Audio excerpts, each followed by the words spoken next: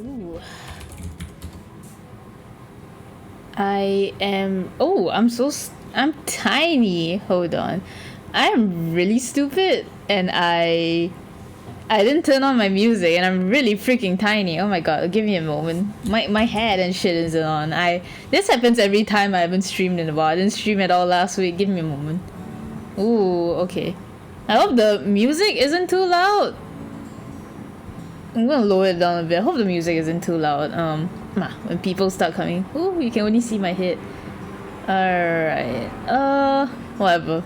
I think like it was smaller because on Michi's streams, like his shit for some reason is like smaller than like it's bigger. It shows bigger than what I have. So then like I have to like adjust myself and make myself smaller just to fit on his screen. I'm not sure why his screen is like much bigger than what I have. Smaller? Maybe no, it's smaller. Yeah, I guess it's considered smaller. All right. Okay. Ooh. Let me hold on. Let me just. Ooh, All right. I'm fumbling a bit. Let me get my bearings back. Okay, set my references up. Some references and shit. Okay. I think that's. Ooh. All right.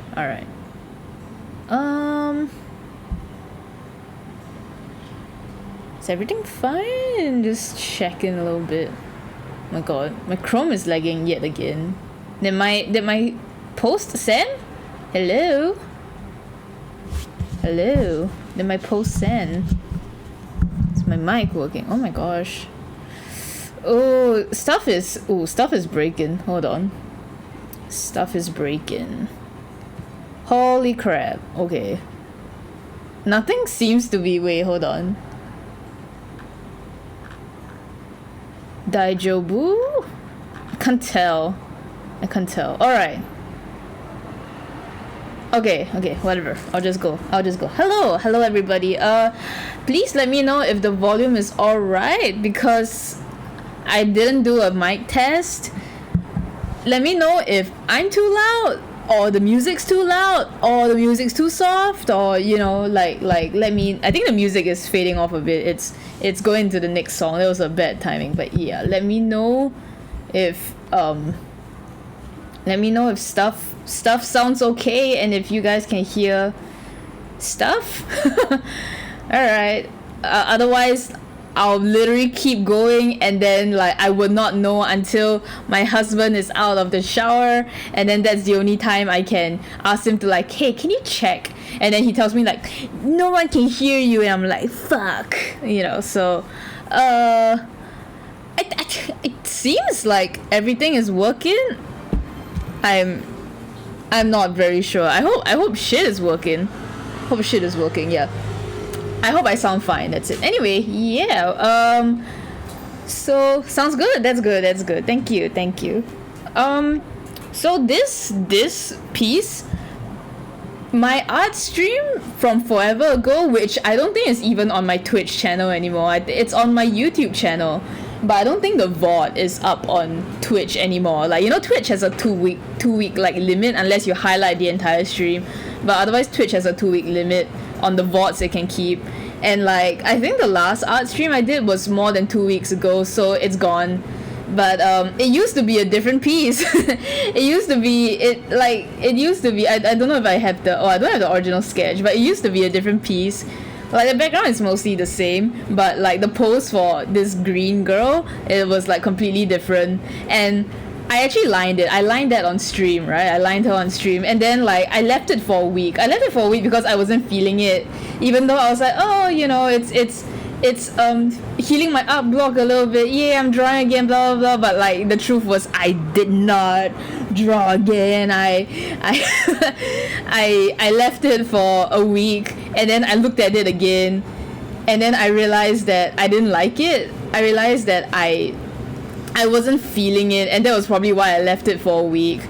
And I can't remember if I was in the shower or if it was when I was going back home from work. Okay, hello, Vince Art, long time no art. Yeah, it's been at least 2 weeks. At least 2 weeks, I know, because the Twitch vault doesn't exist anymore. But yeah, I can't remember if it was like if it was on the way home or if it was like in the shower. But I suddenly my mind suddenly went like, girl, here's a composition that works better, and I was like, oh, girl, you're right. And then like I immediately, well, as soon as I got to my screen, I immediately went like, I'm drawing it. I'm fuck. Like I know I already lined the previous one, but fuck it, I'm redrawing it. And so I redrew the sketch and I lined it all over again. And the thing is, like, I didn't want to stream it, so like I spent all of last week like lining and stuff,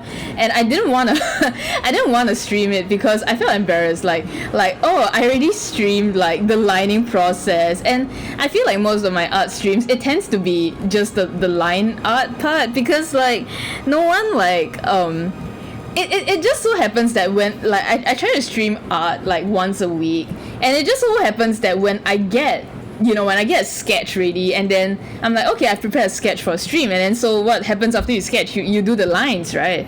And then like the rest of the week I just spend coloring it, and then I finish coloring it before the next week. So it feels like I never color, or at least I hardly color on my streams, which was something that like a viewer like said, like someone in chat like pointed out, like, oh, I've never actually seen you color that much. And I'm like, oh, they're right. I'm dummy, like, oh. So I didn't want to, because of that, I didn't want to like line all this again on stream. And I think it's great that I didn't, because I procrastinated, and I took like 3 days to line this, even though my usual speed would mean that I wouldn't need 3 days, but I spread it out across 3 days because I can. Yeah. And it'd be like that. So that was something. So I waited till like like I completed the lines, and then like I don't like to do, I also don't really stream my planning processes. So like stuff like sketching and concepting, I don't stream it, because when I do concepting and stuff, I don't talk, right? Like I can't talk. I have to think. I'm like thinking, and then I can't talk, because when I think, that's where the brain power goes to, and then I can't give any like brain power to like talking, and then the stream will just be silent, and you're just seeing me like, and then I draw a bit. I'm like, and I'll draw again, and then it's boring. So I waited till I did a few color sketches. I usually do color sketches just to get like, okay, this is the kind of base color this is the feel I want to go for, like this that, and that's I didn't want to do that on stream, because like I need to think about it. And I'm glad I didn't, because if you guys followed me on Blue Sky, which is I think everyone's moving on to Blue Sky, but not everyone, like people are starting to be a bit more serious on backing up their stuff on Blue Sky. But like basically I posted some whips there, like of this, showing like the before and after of like my 2 color sketches, because I You are running ads, are you? Am I running ads? Why am I running ads? Wait.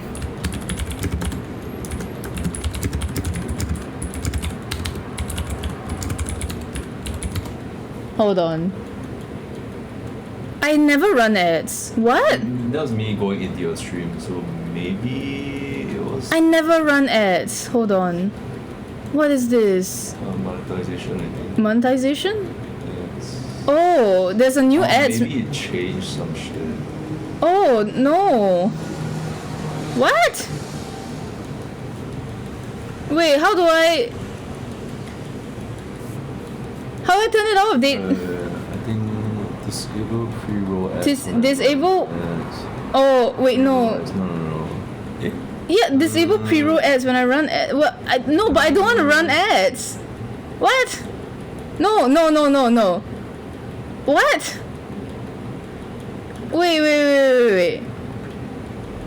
I can't turn it off. There's no setting to turn. What? Put it to low. Like how many? Oh, how many video? Oh, low. Yeah, Okay. I don't know why even go 30 to that seconds. menu. No, but I don't even wanna. I don't Yeah. even wanna run 30 seconds an hour. Wait, no. Wait, so it's not enabled then? How come I got it? That's so weird. No, the previous time there was a button to just turn it off, like no ads at all. That button is gone. Oh. That button is gone. I never had. I always turn ads off, and I've never had ads. What? No. Oh. What? I can't turn it off. Can I not let me Google this. Can I not turn ads off on Twitch anymore? What? Can't?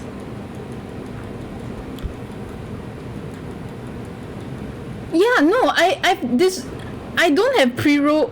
I disable Yeah, it's pre-roll disabled, ads. right? No, Yeah. but it says disable pre-roll ads when I run ads, but Eh. you have to turn them on, I think. No, the thing is I never had ads.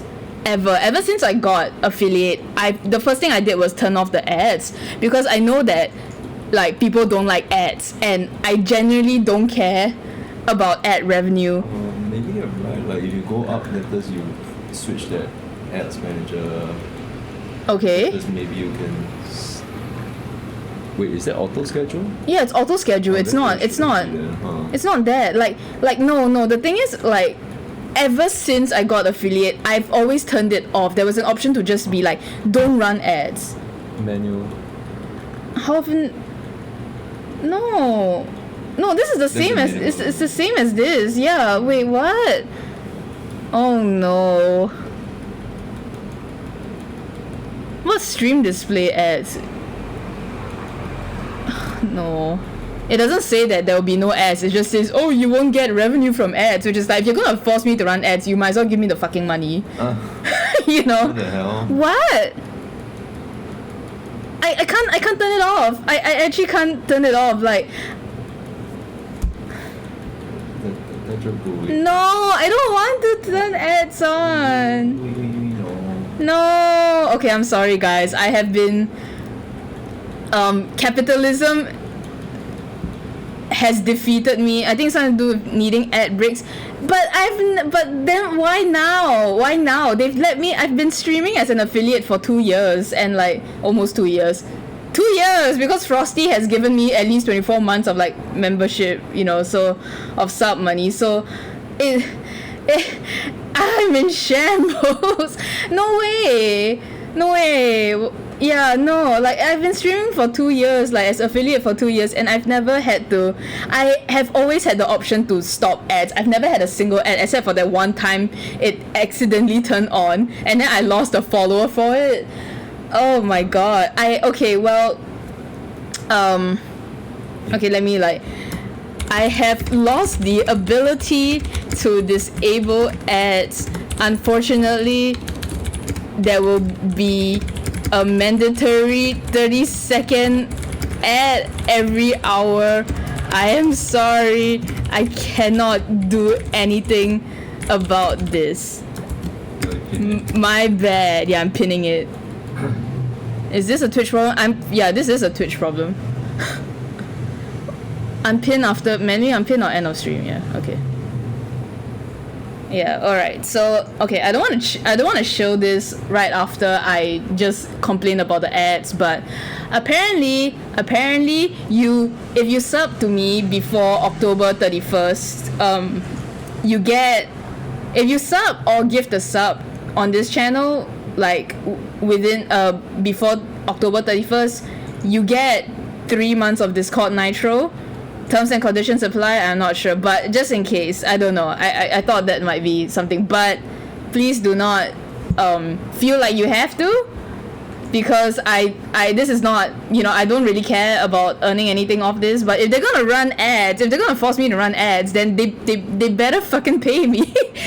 Yeah, if you're gonna force me to run ads, then okay, I'll take that revenue. But Oh lord, oh lord, what was I talking about before I got alerted that they forced me to engage in capitalism? I was talking about this, about how like I did a color sketch, and I actually did a color sketch for this, and which I didn't like. Like I spent like a whole night on it, and then I was like, I don't like it. Like I was like throwing a bit of a hissy fit. I was like, I don't like this. I don't know why. Like it just looks off. And then like Michi was actually trying so hard to help me, and I was like, I was like a little bitch gremlin, like going like, yeah, you don't know what you're saying. And then I was, it's just like YouTube tricking you by buying out ad blocks so you're still forced for an ad. Oh wait, so even if you get YouTube Premium, are you still force-fed ads? Like, is that what I'm reading correctly, or like? Oh, sorry, I read that wrong. They buy out the ad blockers, right? Okay. Did they buy out the ad blockers? Is that why my ad block doesn't work anymore? That's fucked up. But yeah, so I slept on it. I didn't like my first color sketch. It's just some of them. Oh, I only know of one though. I only know the one that is like the red hexagonal sign, the stop sign with the hand, the white hand on it. Did that get bought out? Because it sure as hell is not working anymore. But yeah, so I redid the sketch for this, the color sketch for this, and the sketch for this as well. You're not sure? Damn. Well, I wouldn't be surprised if it is. It's fine. But yeah. And I'm a lot happy with this. This is a bit rendered really. Like I colored the skin. The skin is rendered. The hair is rendered. The hat is kind of rendered. And then for the rest, I kind of just dabbed colors here and there just so that. Sorry, I hit my mic. My bad. I dab colors here and there just so that you know, I know what to do. Like it's just easier for me. So yeah, this is, I'm quite happy with this actually. So the rest of it is just like, oh, you know, just cleaning up, coloring and stuff. So yeah, there we go. I think unfortunately whenever people first join a stream, they are gonna get an ad. It's called a pre-roll ad. I don't know. I never run ads, and I am unable to change any of that. I used to be able to, now I can't. So I swear I've always had ads disabled. I do not know why this changed. And it's so funny because like when I searched up, people were saying like from 4 years ago, like, no, you can't disable ads. And I'm like, what? From 4 years ago? But I've always had ads disabled. So I am not sure what is going on. Unfortunately, that's just how it be. I am not a capitalist greedy pig. I am just I am unfortunately a victim. I'm not sure, but yeah, life sucks. I'm sorry. How is everybody? So this piece that I'm doing, I'm actually aiming to complete it before the 31st because basically for this girl I'm drawing, she's from this mobile game called Reverse 1999. It's pretty good. The story is pretty good, I would say. One of the better ones out there. So even if you don't want to play it, there's archives of it on YouTube. Like people have like, you know, shown, like they record the story. It's fully voice acted, except obviously for stuff that doesn't have dialogue, but it's fully voice acted, and the voice acting is really good. And yeah, I highly recommend it, and the art is really nice. So they are celebrating their first anniversary now. Like right now, actually, it's their actual first anniversary now, even though the event is like ending soon. But like, yeah, they are celebrating the first anniversary. So as part of their celebrations, they are hosting a creation competition. You know, one of those contests where like people just submit stuff, and then, you know, like you might win. So when Reverse first came into the market. I participated in their very first one. I didn't win anything for skill. I won a lucky prize because I have no skill. And then I got like a postcard set, which was kind of cool. There would be too many gachas for me. So that's why I said, there's a YouTube channel that well, it's not just one. I'm pretty sure there's several YouTube channels where they archive the story. So even if you don't play, I have no skill. Because I didn't win. Like when I joined their first competition, I didn't win like by skill. The award I won was like a lucky award that they just draw from the prize pool, and it's RNG. So I didn't win any of the awards that actually required skill. I won the one that was just based on pure luck, which means I have no skill. Like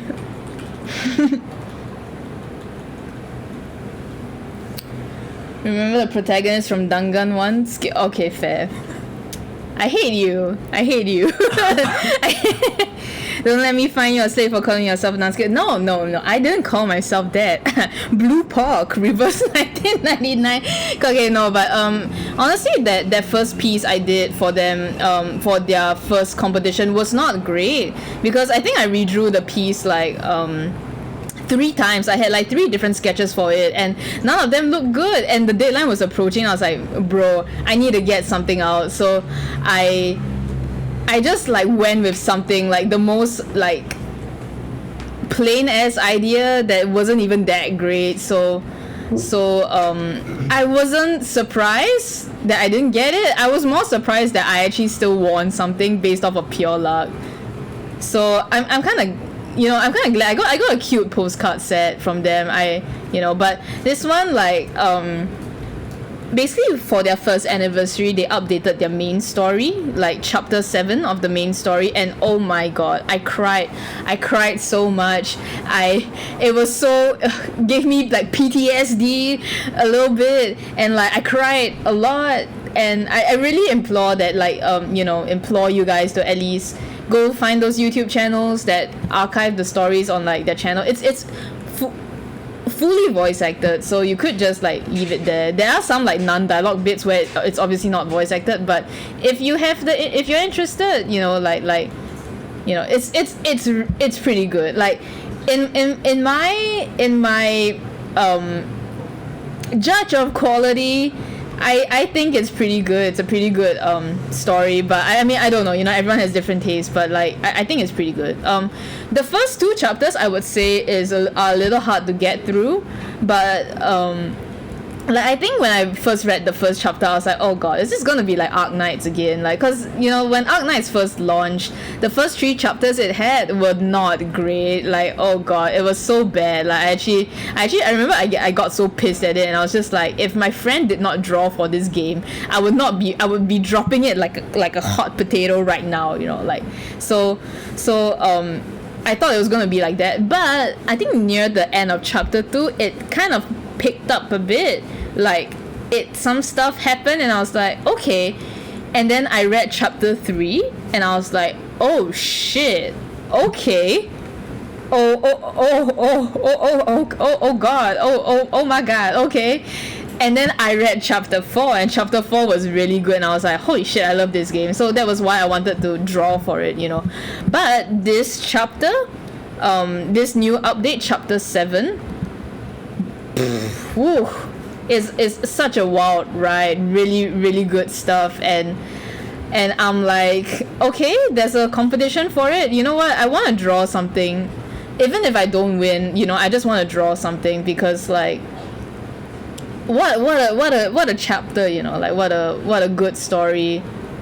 It's just like freaking amazing and stuff. So yeah, like if you guys have time, I should try and sell the story a bit before, like, instead of be like, go check it out, guys. Like, you don't even know what the story's about. So Reverse 1999 it starts off with you are in the 2000, or you are in 1999, like the year 1999, and it's going to be the year 2000. It's on New Year's Eve. It's gonna be, is it on New Year's Eve?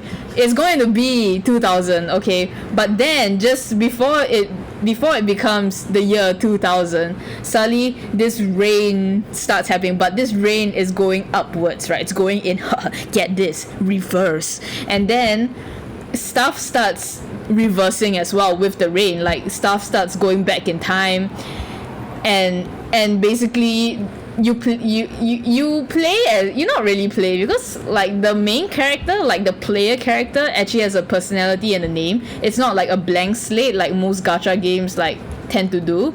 Like they have an actual name. They're called Vertin. They're very ikemen. I think they're quite popular actually as a protagonist. So you follow Vertin, who has this suitcase that can survive this rain that they call the storm. So if you're outside in the rain with no protection, you get zop zap zop, you know, you get reversed and you just become nothing, right? You zip zap zop and you're gone. So like you're dead basically, you know, you never come back, right? And she's trying to stop like this group called the Manus Vindictae, who want to like cause the storm. They want to go back. They just want to keep going back. So every time the storm happens, they'll try and start a new one. Like they try and start so much chaos so that it will start another storm. So they keep going backwards and backwards and backwards. You know, that's the story of it, right?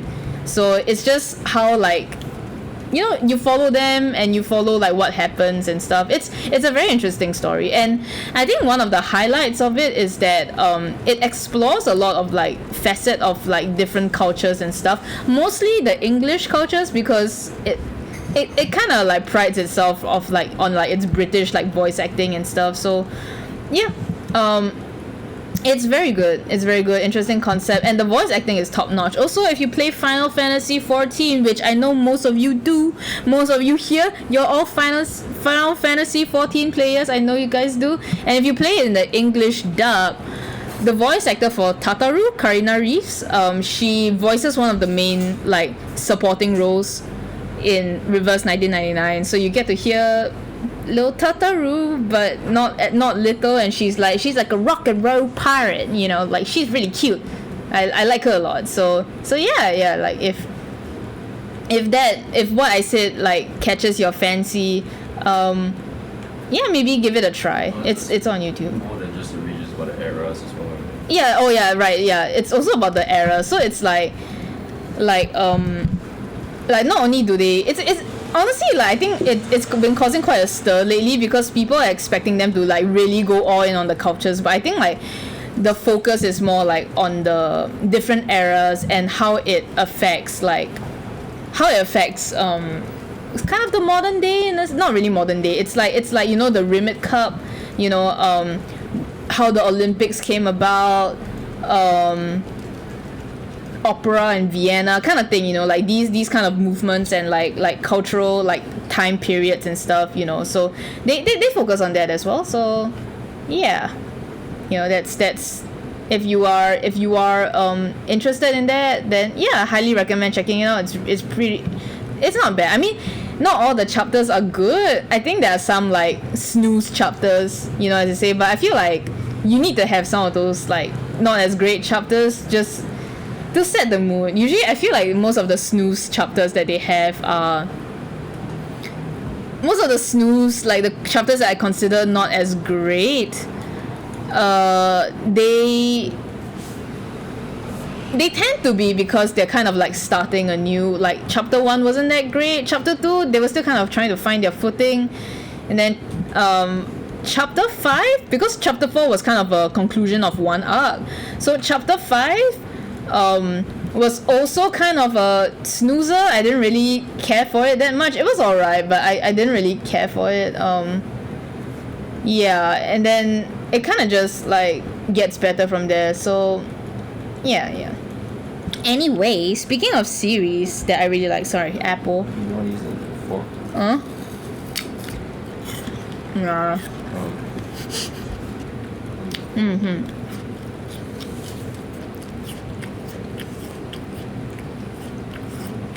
Hold on. Crunchy, yes. I don't know how loud that was. My bad. Wait, let me try this. Oh, that's too big. Ah! Why did I do that?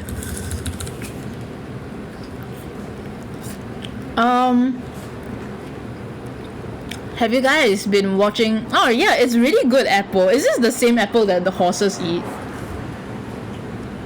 What? You know the kind of apples that horses eat. It's like darker. It's like a darker red than the apples that we usually have in the market, in the soup. There's 1,000 species of apples. Yeah, there's 1,000 species of apples. Yeah. It I don't know, because the skin of this is like much redder and much darker than what we usually get. So like when I saw this shade of red on this apple, I thought it was the apples that horses like usually eat.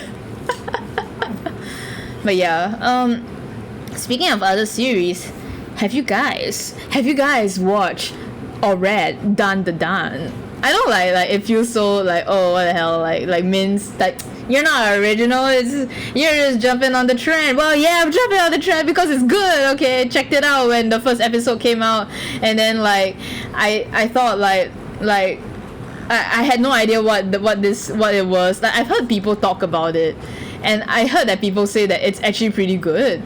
I can't remember who I heard it from. It might be Noah, it might be Lando, I have no idea. But I've heard the title before, and like liking it so far, yeah. So like I went into the first episode of the anime like knowing nothing. Like I only heard that, oh, this show / series called this is good, but I don't know like why. I don't even know the premise of it. I went at first episode blind, and I was like, holy fuck, it's literally one of the most entertaining anime I've watched in a good while. Like Dungeon Meshi is also entertaining, but it's entertaining in a way that's like, it makes you think, right? Like oh, they eat monsters, but it makes me think in a way like, oh, world building, this is how they eat the monsters. They compare you in the dishes, you can see that it's comparable to dishes that we eat, and you're like, so because like the living armor, they made it into like, you know, it's like oyster, right? Is it oyster? Yeah, like mollusk, right? And they cook it like how you would cook mollusks, like oysters and stuff. It feels more like world building, so it makes you think like, ooh, oh, that's so creative, you know, like this is how you world build. And then like as it goes on, it becomes more like, is philosophical the right word? But it makes you think, you know. But for Dan the Dan, it just feels like shonen. Like, I don't want to say old school shonen. It's not exactly old school shonen, but I enjoy it in a similar way that I enjoy Naruto. You know, like it's good, but the plot is not something so deep that it makes you think. You're just there to have fun. You enjoy the action, you enjoy their humor, you enjoy like the moments that make you feel warm and fuzzy and all that good stuff, you know, like that kind of thing. So I like it. It's like, it's very entertaining. It makes me laugh, it makes me scream, like you know, that one scene with the aliens, I'm like, no, you know, and it just makes me like, I feel like I'm having like, I'm enjoying myself, I'm having a good time. And I think like I feel like I needed this show because like after Dungeon Meshi, we've been, me and Michi, like we've been trying to like correcting you is like worse. yeah, I know, I'm sorry. It's a little too etchy and weird to show it to my normie friends. Thankfully, I feel like it's only like the first few segments. After that, it kind of gets more normal, I would say. Like, they don't show as much nudity and shit.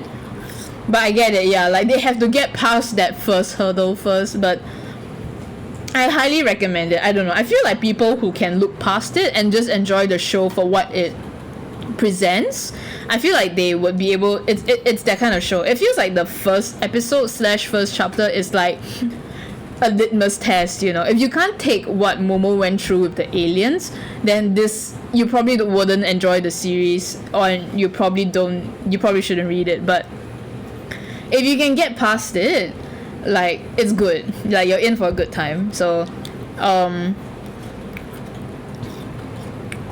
what was I gonna say? Like, right, so like after Dungeon Meshi, so I'm still eating my apple, so I'm not really drawing. I can't really draw with one hand. I need my other hand to like fiddle around with my shortcuts and shit. Like, so another thing about like I lost my train of thought. I know it is done. I lost my train of thought. Getting past the gate. Huh? The Etchy gate. What? Getting past the Etchy gate. No, I finished that. I don't think you were on anything. No, I had a thought. What? I had a thought. Okay, wait. I already mentioned that it feels like old school shonen to me. Oh wait, I remember. So like, okay, right. So after Dungeon Meshi, we've kind of been watching me and Michi, like, we watch 1 or 2 episodes, or 1 episode if it's a really long episode of like a show, a series, like every time we eat dinner, right? Like, it's like, okay, just put on something on the TV and then we just like eat and watch. So we've been going through a multitude of series after Dungeon Meshi, and it feels like we've just been watching disappointment after disappointment. Like, we finished Bocchi the Rock, and that was good, right? Now we're watching Ranking of Kings as we wait for Dan to come out weekly, and that's been good so far. Like, Ranking of Kings, I would recommend it. It's pretty good. But other than that, it feels like I've just been like, we've been watching shows and then we don't finish them because we're like, this sucks, you know. Ranking of Kings season 2 is super good. I don't know if we're on season 2 right now. I feel like we are almost there. On season 1. Yeah, we're still on season 1, but I think we're finishing season 1 soon. Well, I think we're only like not even at 10. We're not at 10? No. Oh. Okay, well, we have a long way to go, but it's already really good. I don't know. I think season 1 to me is already really good. Like, I really like it. So if you say season 2 is super good, then we're in for a good time, you know? And like, how much of this is left for me? I can't remember. I can take one maybe. You want to take both? Okay. Yeah. So, but like, I think I tried watching Stranger Things. Stranger Things, I like the first 2 seasons. I couldn't finish the 3rd, and from what I've heard about the 4th, I know like the 4th season is kind of a hit or miss for some people. Like, a lot of people seem to think that, oh, season 4 saved Stranger Things, but for me, I don't really want to engage with the show anymore and stuff. So that was one. Umbrella Academy season 4 was a shit show. What else? Like, Kaiju number 8, we couldn't get past. How many episodes did we make for Kaiju number 8? 4? 4 maybe. Yeah, we made it like 4 episodes, and we were like, I can't take this. And then we also found out that the backgrounds are possibly AI generated, so then we were like, fuck this, whatever. What else did we watch? It gets better. Like, are you talking about Stranger Things or Kaiju number 8?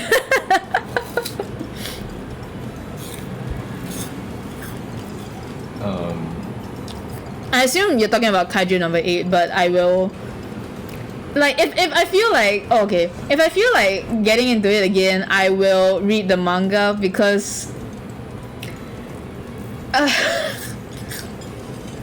I already had some qualms about the world building or lack thereof, and like just how they write the main character, but whatever, you know, like, maybe it's just not for me. So if I feel like touching it again, I might just read the manga instead of continuing with the anime. Oh yeah, Elusive Samurai, we were also watching that. Animation is very good, but it got really freaky. It's a bit too freaky for my taste, which is not a bad thing, right? Like, they had a certain vibe they want to go for, and they succeeded so well that I cannot watch it anymore, because it it makes me think of stuff that genuinely is disturbing, and it makes me feel like disturbed, you know. So I can't watch it anymore for the sake of my mental health. Like it was actually like creeping me out, so I had to stop. That one wasn't bad, but like it's kind of like I'm going through all these shows and I'm like, it's not hitting for me. I never even finished Frieren. I like Michi finished it, but I I tapped out when Nakamura Yuichi tapped out, and I'm like, I don't want to watch this show anymore. I also think that it wasn't my Frieren is not my type of show. Like, I think at the start it was. I was like, okay, I'll go along for the ride. But like the longer it went on, the more I'm like, I don't really feel any connection to this, so I'm sorry.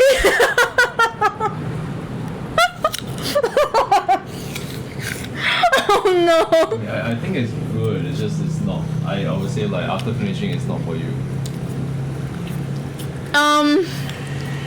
Yeah, I think it's just like it's not bad. I think it just doesn't capture my attention enough. I understand completely why people like it. Like, I know why people like it. It's just not the kind of show that I find particularly engaging enough to finish all 12 episodes. So it's not a bad show, I promise. I'm so sorry. Oh no.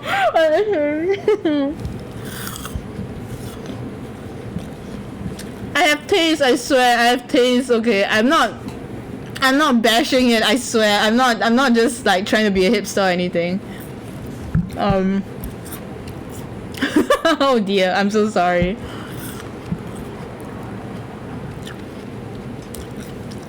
But I really enjoyed Dungeon Meshi. Oh god. Okay. This is not indication of the quality of Frieren or anything, and this is not. I am not comparing. Like, I am not pitting these two series against each other. But I will have to say that me watching Dungeon Meshi was also part of the reason why I stopped watching Frieren, because when Dungeon Meshi scratches an itch that I needed at that time, and I realized that because it scratched that itch, Frieren no longer scratches any itch for me. Does that make sense? Like it's not bad. I just was like, okay, I don't actually have a lot of interest anymore in this, but I understand why people liked it. I really did like the first few episodes, yeah. I enjoyed it. Okay, I'm sorry. Oh no. they're like ooh, stupid mints. Just like I'm so sorry, but more power in what you like. Please don't feel ashamed and like, no, I'm so sorry. Don't feel ashamed in liking what you like, okay? Like, there's a reason why there's series for everyone. There's that, Ooh. My bad, yeah.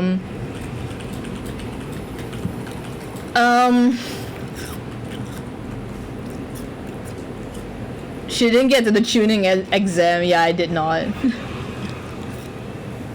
Well, anyway, like, when done, like, after I finished watching the first episode, not immediately, I think there was a few days before I went to read the manga, because I was like, damn, I need to wait another week for episode 2. I'm reading the manga right now. So I read the manga. In fact, like, I finished the entire manga in a day. I think it was 169 chapters plus extras, so with the extras it comes out to like 172 chapters. I finished all 172 within a day. Like, it is so good. One of the artists that I really like the inking style of, right, who doesn't do comics anymore, is Miwashiro. I really like Miwashiro because I felt like his inking had so much character, and his poses always have so much like dynamism. It's his the way he draws his panels and the way he draws like poses and stuff, it's very, very dynamic. I really like that, and like I am kind of a bit sad that he's just kind of focused more on like illustrations and stuff, because I felt that like why he was one of my favorite artists was for his line works, right?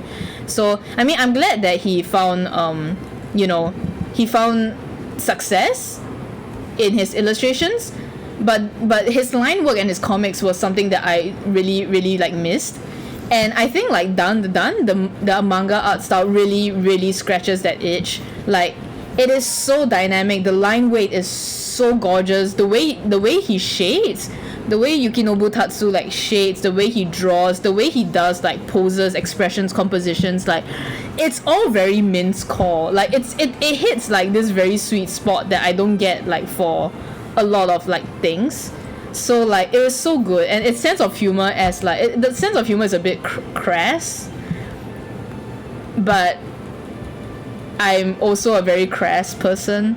I think I've said fuck like multiple times in the past like half an hour, 48 minutes.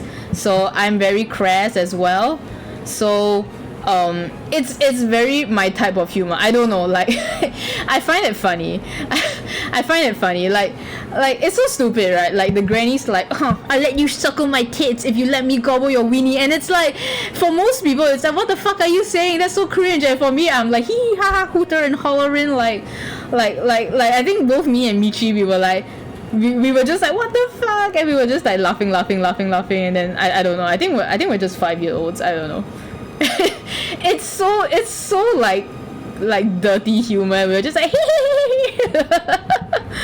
so yeah, maybe it's just me. Maybe I do have bad taste after all. So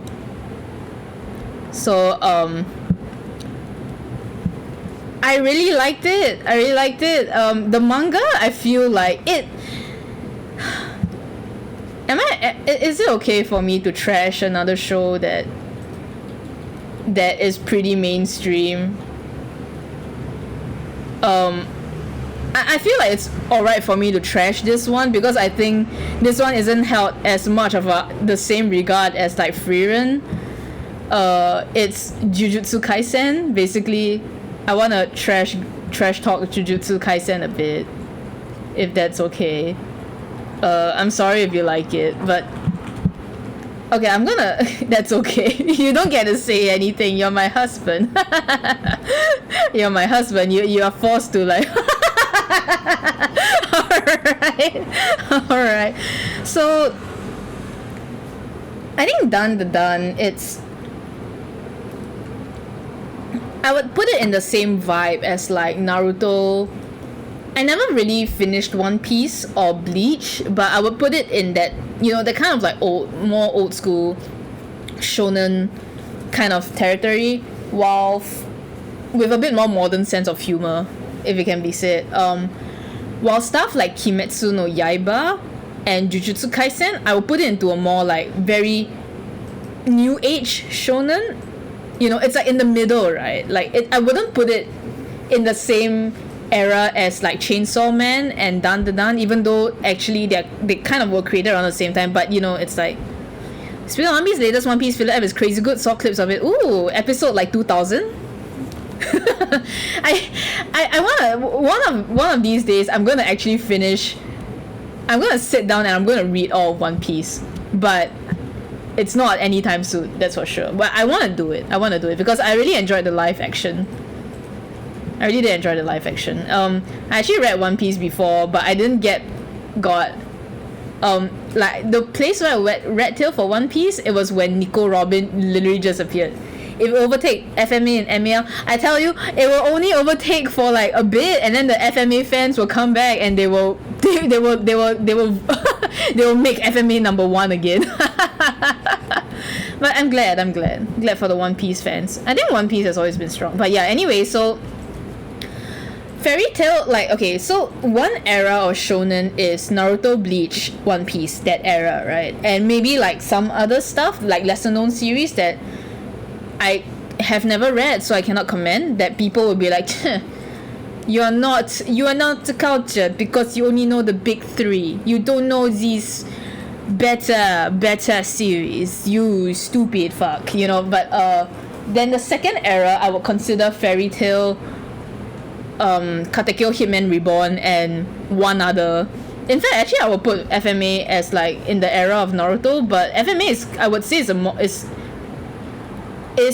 a bit more seinen, even compared to I'm probably pissing off someone right now by saying it wrong, but yeah, Katekyo Hitman Reborn, Fairy Tail, and I don't know what other third title. I am probably forgetting something. I will put it in the other category, and then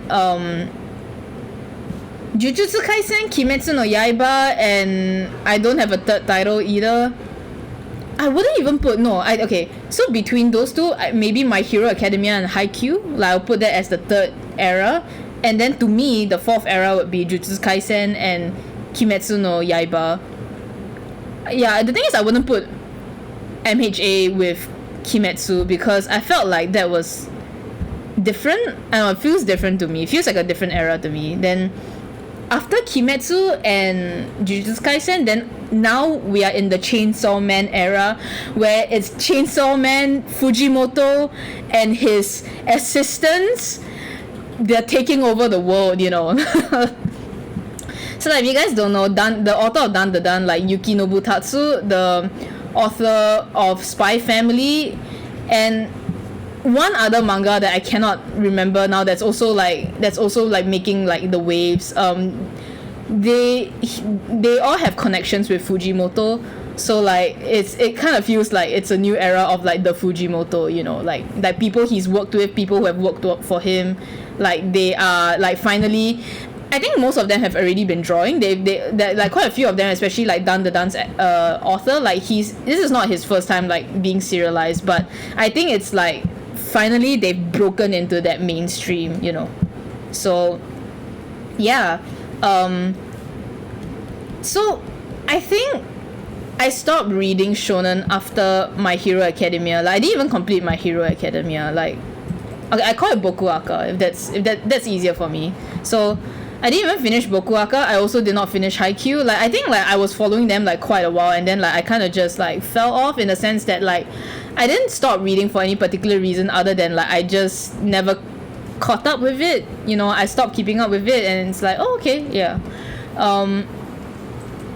But Kimetsu no Yaiba and Jujutsu Kaisen, both of them, I read them the moment the anime was announced.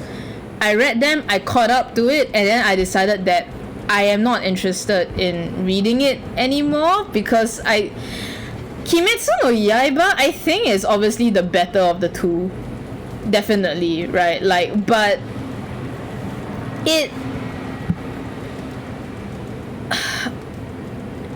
I think I can say this because it is confirmed, but like, I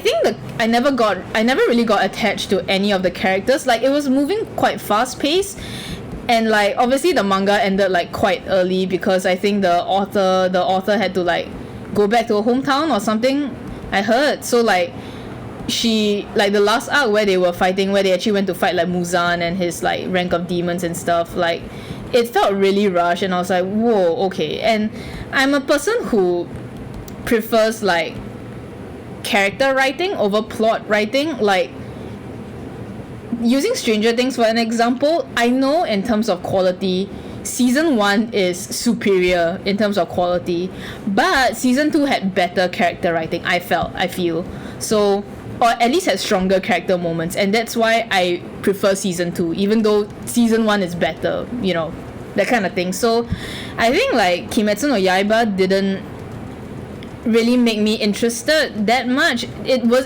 didn't make me invested enough in any of its characters, so I didn't really like, I just kind of chose not to continue. And also like everyone was dying left and right, and I was like, okay, well, I'm not interested in this if they're dying left and right. Then the same, I think like shortly after I started reading Jujutsu Kaisen because the anime got announced, and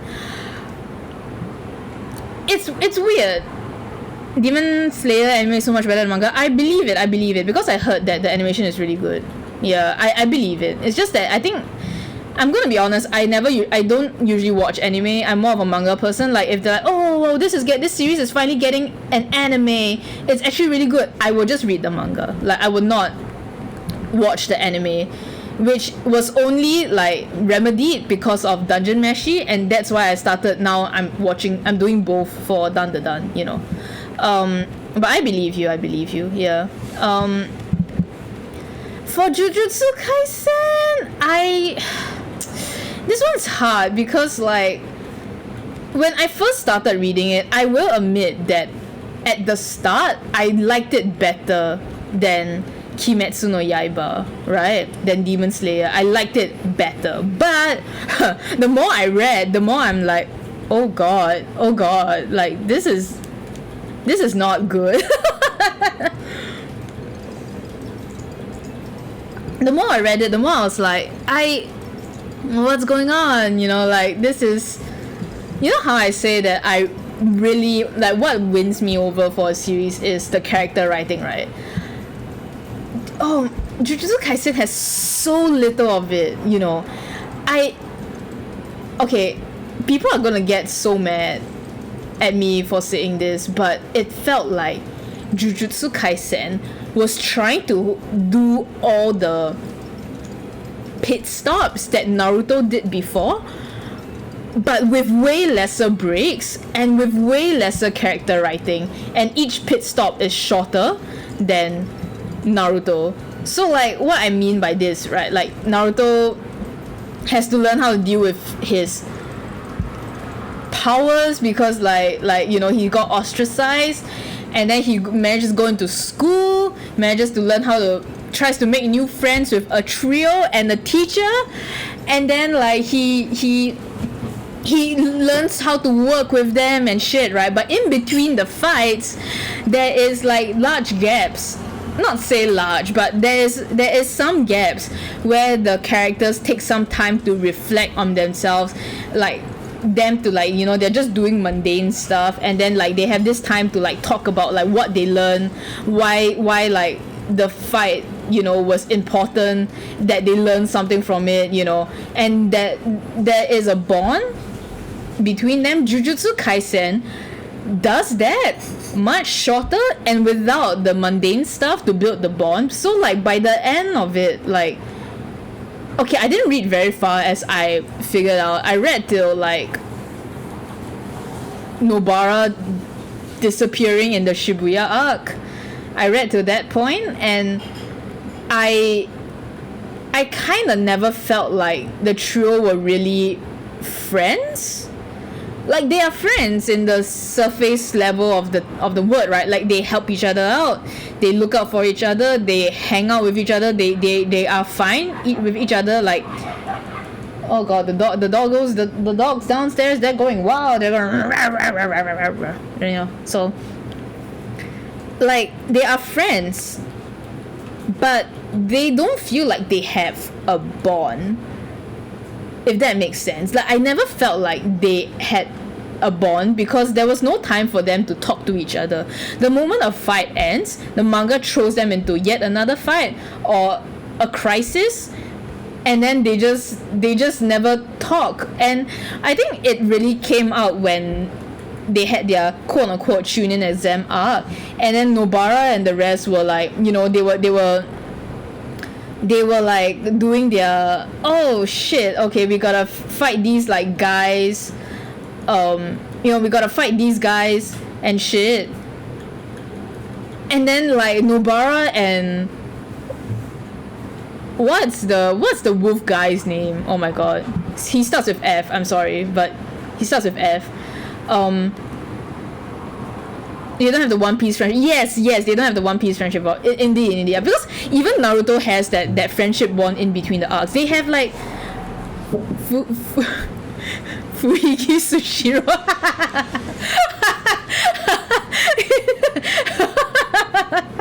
I'm gonna search up the wolf guy in Jujutsu Kaisen just so that I can. If not, I'm gonna call him that.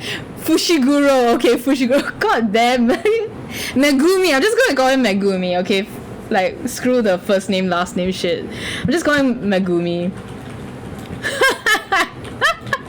So like someone had a craving naming that character. No, only Zeka had that craving. He named that character. He named it. So like I think it was in the Chunin exam, the quote unquote Chunin exam, totally not Chunin exam. Like Megumi had to come up with like a new technique, or like he learned a new technique on the fly just to win like the battle that he was assigned, or whatever. They were fighting in like an open world kind of open space kind of thing, like from what I remember. And then like I remembered that not just him, I think like Nobara as well, like they learned new techniques on the fly, and I realized, and it felt so jarring, it took me out of it, you know. I was like, what, you know, like it's like all along they were doing this, right? Then suddenly in the middle of the battle they were like, oh, I learned this new technique, this new secret jutsu, I'm Xing Sheng Chong, ooh, ah, yapper. And then I'm like, huh? And you know, it's like it feels like a level up, right? But it doesn't feel like the arc, like to get there it didn't feel organic. They just leveled up in the middle. Yeah, there's no hard work, training feels cheap. It just feels like from my genius and knowing science, I used to only do fire jutsu. Now I can combine water and fire, and I make boiling jutsu. Suddenly, even though they've never been shown to use this other technique before, it kind of feels like that. I'm exaggerating a bit, but it feels like that. And I was just like, what? And it really like I think at that point I quit. Hell yeah, cup ramen no jutsu. Like it felt like that. So like I think it just took me out of it, and I was just like, oh god, they really need proper character, like they need breaks in between for them to like talk about it and stuff, you know. And I think it was so weird because it was after the Chunin exam arc that there was this scene where the trio and Gojo, like they were walking like somewhere in some field, and then like they were walking down the stairs, and then Yuji was like depressed or something, and then like Megumi and Nobara like oh, they went up to him, they gave him like that bro hug, and then they cheered him up, and I was like, and then it really like hammered into me, like I feel like that's the first real sign of non-combative friendship I've seen them do. You know, like and that's like after what felt like 4 arcs, you know. I'm just like, oh my god, oh dear.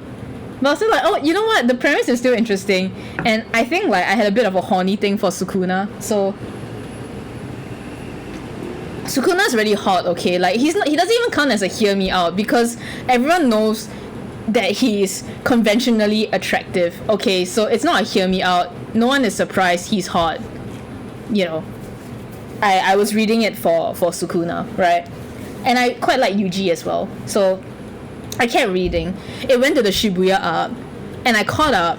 So many people died, and I was just like, I don't want to read this anymore. And then, you know, like in between like the Shibuya arc, they had Gojo Satoru's backstory. That was to me, I felt like, you see, if I want to compare it to Naruto, right, that's the Kakashi backstory arc, right? You know, it felt like they were trying to do a Kakashi backstory arc. Not exactly, but that was the vibe I got. And they did it so badly. Literally one of the worst like backstory flashback arcs I've ever read in my life. It was so bad. Do you know how, like, I think like the story arc itself was not like terrible. It was okay. It was the realization that he killed his best friend off screen, and the person masquerading as his best friend is just some other demon guy that just took his best friend's body. And I was just like, what? I remember when I found that out, like for some reason he killed his best friend because his best friend went down the wrong path, and so he decided that I will kill you, best friend, right? But that was never shown in the backstory. The backstory ended, and then it went to the Shibuya arc, and then not Kakashi met his not Obito best friend, and he was like, it can't be you, because then there's this one panel, I killed you back then. I was like, what?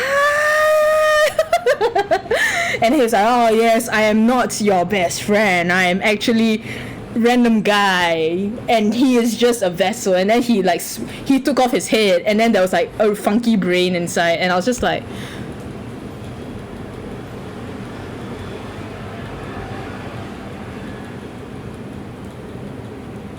no. I was just like, no. Then characters died, other characters died, and I was just like, I'm not reading this anymore. So my point why I bring up Jujutsu Kaisen is that it has so many interesting characters. I actually felt that the characters themselves were interesting, their powers were interesting, I wanted to see more of them, and then they just fumbled so hard at writing actual characters that I was just like, no. And I think what made me mad was that in the very like two pages worth of actual character writing that we got, I felt like, wait, this author can do it. They can do it. It just feels like they think like, okay, I did 2 pages, that's enough, back to the action, and they just don't care about it. And I'm just like, well, I'm not reading anymore then, you know. So Dan in comparison introduces, I think one of the things that I was worried about for Dan when I was reading was that okay, I'm not going to go into like explicit spoilers, I'm just going to make everything vague. It introduces at least in the starting part, a lot of characters come into play. Like, it felt like they were introducing a new character every like 4 to 5 chapters kind of thing, you know. There is not 4 to 5 chapters, but like it felt like that. And for a moment I was like, oh, are they just like zooming? Why does it feel like, you know, with every arc they're introducing a new like mainstay, right? And I was a bit worried. I was like, oh, with this big of a cast so suddenly, you haven't even really developed the previous one yet. Is this gonna be okay? Is this gonna be like another Jujutsu Kaisen where you introduce so many people at once and then like you don't even know what to do with like the main guys? Like but it never felt like that. I think like Dan, like none of them, they've had developments, but I wouldn't say they've had like super good. It's developments that is kind of akin to Naruto, right? Like you get what they're trying to do, you get their arc, you get like a mini conclusion of their arc, and then they join you for the journey forward, right? And it's done so well in the sense that you don't feel like any character is being like left behind. And if you're not, if let's say a character is absent from a specific arc, you kind of know why they are absent. Like the absence doesn't feel like Dawn Trail, where it's just like, why is this character not here? You know, it feels like, okay, there's enough people to get this story going and it makes sense. And I think that's what I liked about it. Like the guy knows that he has a lot of characters, and I think he's building it up towards something. That's why he needs to have that many. He knows that he has a lot of characters, but he knows how to use them, how to pace them, their appearances, and like it feels organic. And like the Momo and Okarun, they are always there, right? They're always there. They're the main two. So like I feel like he makes use of them very well, in the sense that they feel like they are friends with Okarun and Momo, right? And even between each other, you get the feeling that they at least watch out for each other, or like they care for each other, even if like a lot of it is played for like, you're such a bitch, you know, for like gags and shit. But you can tell that when push comes to shove, they do care for each other, you know, and it feels like they have a bond. There's one part of the manga where like the ones who have been introduced as people who can fight, there's this like huge spread where they just come in like hero mode, and then they just pose and they're like, we're gonna beat you down. And I tell that page got me so hyped. I was like, oh, you know, it felt like when Naruto, like in Naruto, they when all his friends like you know, they come in and then they pose with their special abilities, you know, each of their unique abilities, and you're like, you know, like, wow. I think that's why it gave me such like Naruto like vibe, that I just really like it. It's not too serious. Sorry, an eyelash fell into my eye. I got so excited the eyelash got loose and fell into my eye. I'm gonna wash my face a bit. Give me a moment. Save! I can't see the save button.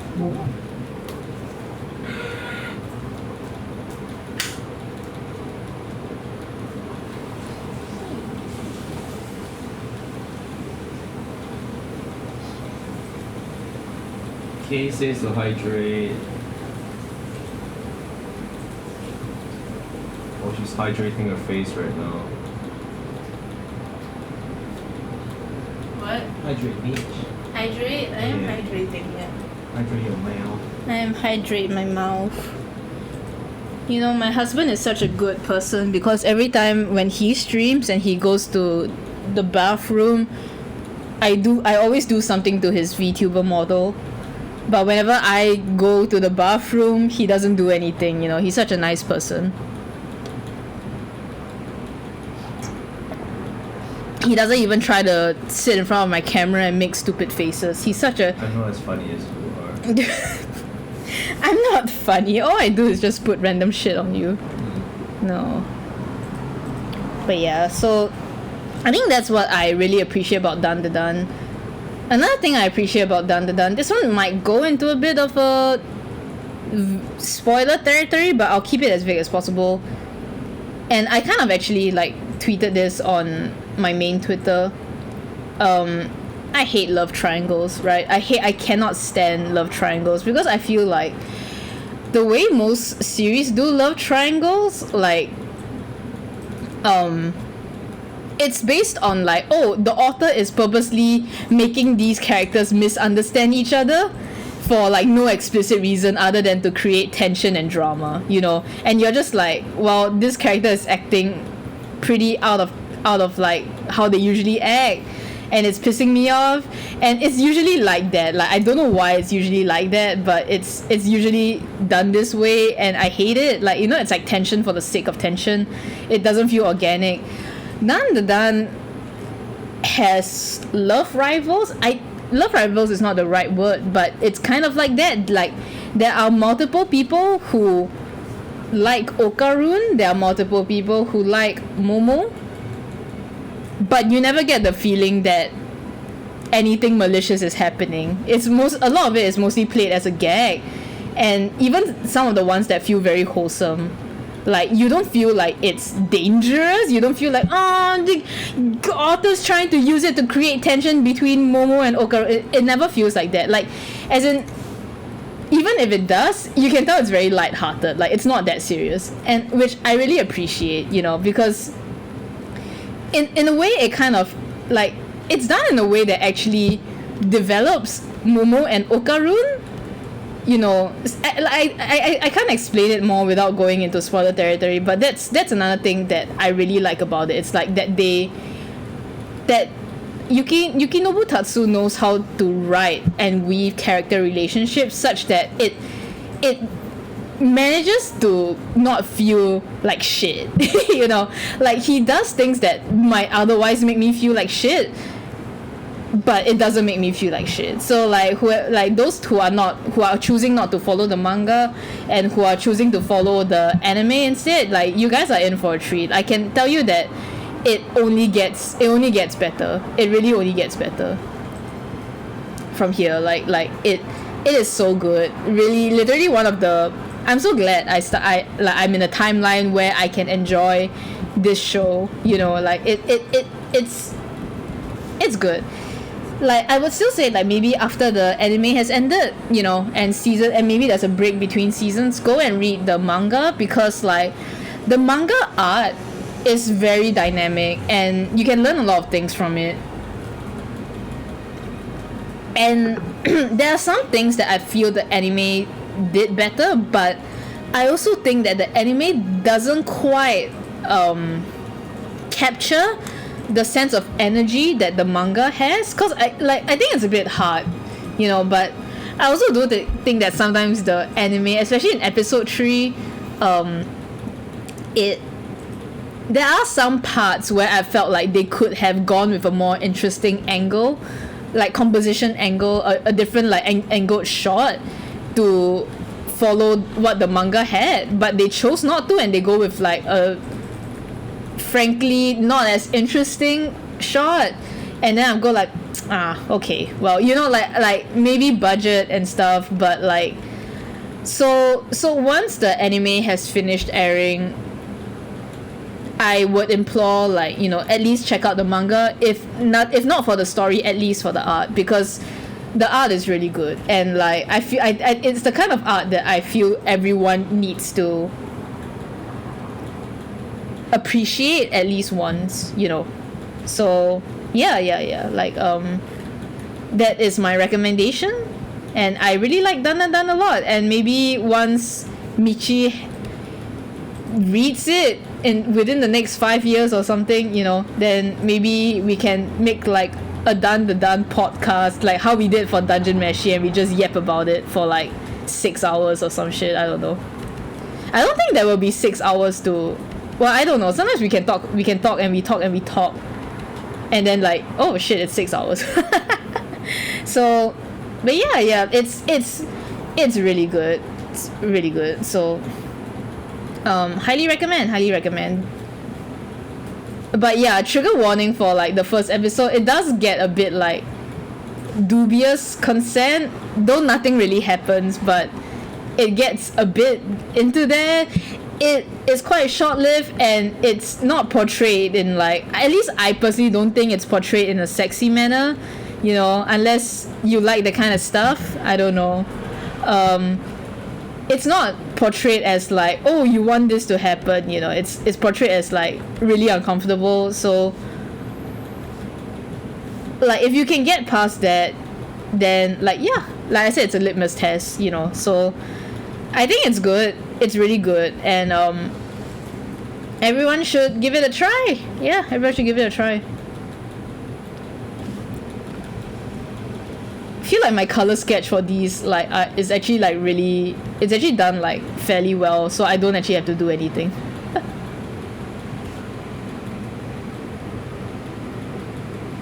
Yeah.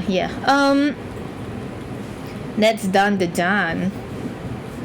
And I'm also like I'm so glad that the anime, like the opening, is done by Creepy Nuts. I love Creepy Nuts. I love them so much. Like ever since I'm a fairly new like Creepy Nuts fan, so maybe I'm a fake, but like I really like Bling Bang Bang Bone.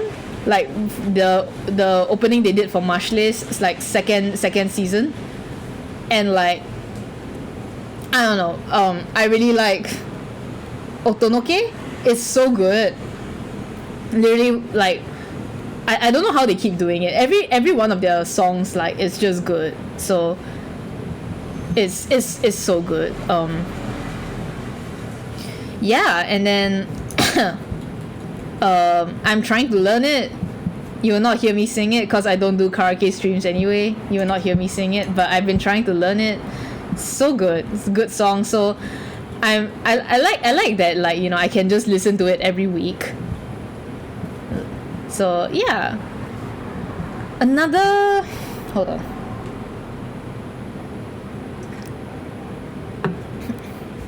Another series that I've watched. Okay, it's not a series. I recently watched Transformers 1. I am not a Transformers fan. I never really. Okay, I think more importantly, more aptly put, I am not a fan of mecha. Not in the sense that I hate it. It's just that most of the time I'm just not interested in mecha. It's just like how some people, like, they're not interested in fantasy. Like, it's not like they hate it, but like fantasy just doesn't capture their interest. So like for me, it's mecha. Like, I'm not that much of a fan of mecha. I've tried to watch like some Gundams here and there, and I've never completed a Gundam series. Like Witch of Mercury was supposed to be, was the closest I got to finishing a series, but I dropped that. Like, it got not very good towards the end. I wasn't enjoying it, so I dropped it. Like, I think yeah, we didn't finish it. So it's safe to say that I've never really watched Transformers in my life. I did watch the first Michael Bay movie. I I didn't know what Shia LaBeouf was saying. He talks like at the speed of which a hamster runs on a hamster wheel. I don't know what he was saying half the time. Sam with Wiki. I don't know his name. I don't remember the name, man. Like he's just. I'm not reminding you of his name. I'm making fun of his name. Oh, okay. Yeah, like he's just Shia LaBeouf, you know. Shia LaBeouf.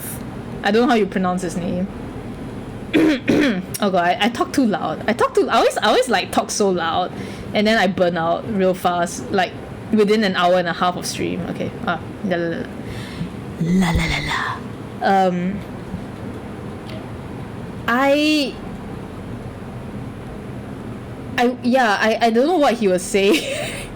I was like, cool robots, ooh, explosions. Okay. I didn't enjoy Pacific Rim very much. I dozed off the bit in the cinema the first time I watched it, and my friend got really upset with me. It has nothing to do with the robots, in fact, because I watched it a second time fairly recently, a few months back with friends, and I was like, wow, on the second rewatch, I think I like it even less. I think I liked it even less. So I don't think it was the robots. I just think it was not that great. They should be. I'm sorry. It's not. I don't think it's very good. Yeah. But regardless, like, I'm not a mecha person. My bad. I on the second watch, I really did not like it even more. But I understand why. It's one of those things where, like, I personally did not enjoy it, but I understand why others do. So it's just not my thing. My bad. I'm like, oh boy. Okay, I'm sorry. So I wasn't planning to watch any more Transformers movies anyway, but I heard that this new Transformers one was actually really good, and people were singing praises of it, which is quite amazing because I think people were getting kind of tired of, like, the Transformers live actions, right? Because of how, like, it's just getting milked, like, repeatedly for an audience that it's just getting milked on nostalgia, right? Like, people are like, oh, you know, I love Transformers, like, the franchise, and I still wanna, fine, maybe I'll still watch the movies, blah blah blah blah blah, you know, right? But, like, with each passing movie, they're like, damn, what are they doing to Transformers? It was the sentiment I got, right? So when people said that this one was good, I was like, oh, okay, I'm interested, because, like, I know the state of the Transformers movies. Like, I think Transformers fans had it rough, you know, like in the recent, like, decade or so, like, they've had it rough. So if this makes them hope again, then I want to see what the hype is all about, right? So on Saturday, like, Michi booked us some tickets. We went to go and watch Transformers 1, and I liked it. I really liked it. I really enjoyed it quite a bit. Like I really did like it a lot. I think Megatron is so fucking metal. Like, I know he's made of metal, but, like, he is so metal. Oh my god. Like, okay, I'm really sorry to Optimus Prime, but, like, I think the movie succeeded at making me like Megatron. Like, I really like Megatron as a character, you know. Like, he is so badass. He's more badass than Badassatron, you know, like like, he's so good. And I think the only critique, like criticism I have of it is that, well, actually I have two, but the second one is very spoilery, so I won't say it. But, like, the first one is, well, the first and only one that I'm gonna say is that the voice acting in it, I think Keegan Michael Key as Bumblebee was alright. Like, Michi says it sounds just like him, but I felt that he at least pulled off, like, it sounded like what I imagined Bumblebee would act and sound like. So I like that. The guy who acted as, like, Brian Tyree Henry, the guy who voice acted for Megatron, I think he did a pretty good job. It's not the best, but I think he did a pretty good job. And all the like highlight moments were him, you know, like all the ones that were my personal highlights, that the moments that made me go like, oh shit, you know, it was all him. So, and I felt like he did it, like he managed to do it. So apparently he has like voice acting credentials in Into the Spider-Verse as Miles Morales' dad. So yeah, apparently that's him. He was in Eternals as well, but yeah, like he's Miles Morales' dad. So I think like that experience probably helped him out a lot, because I felt like he really like knew how to at least put forth like the emotions across. Like he did it, you know, he did it. ScarJo and Chris Hemsworth though. Okay, I'll talk about ScarJo first, because it's very easy to talk about. She sucks. She is not great. Like, she just sounds like Black Widow. And she just sounds like, I think the direction they gave her was just sound cool. And there was not much like variance in her voice. Like the emotional capacity of it, like it's not there. She just sounds like ScarJo reading off a script.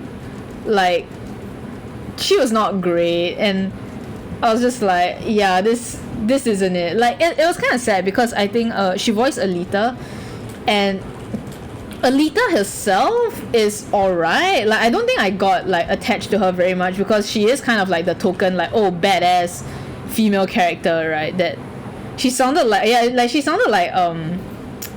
shit, what's her name? I can't remember. Yeah, like we've erased her from our memory. Aquafina. Yeah, Aquafina.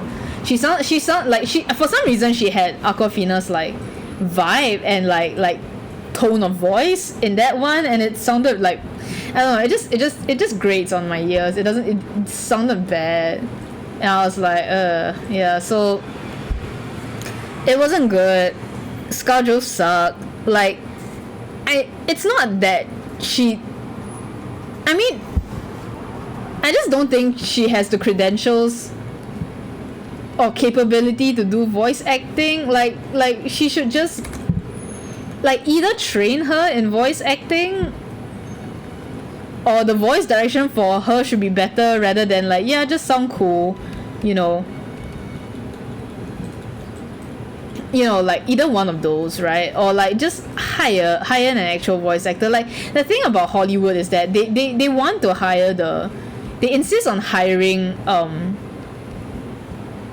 celebrities, because they feel like, oh, you know, no one will watch animated movies unless we have these big name celebrities in it, you know. So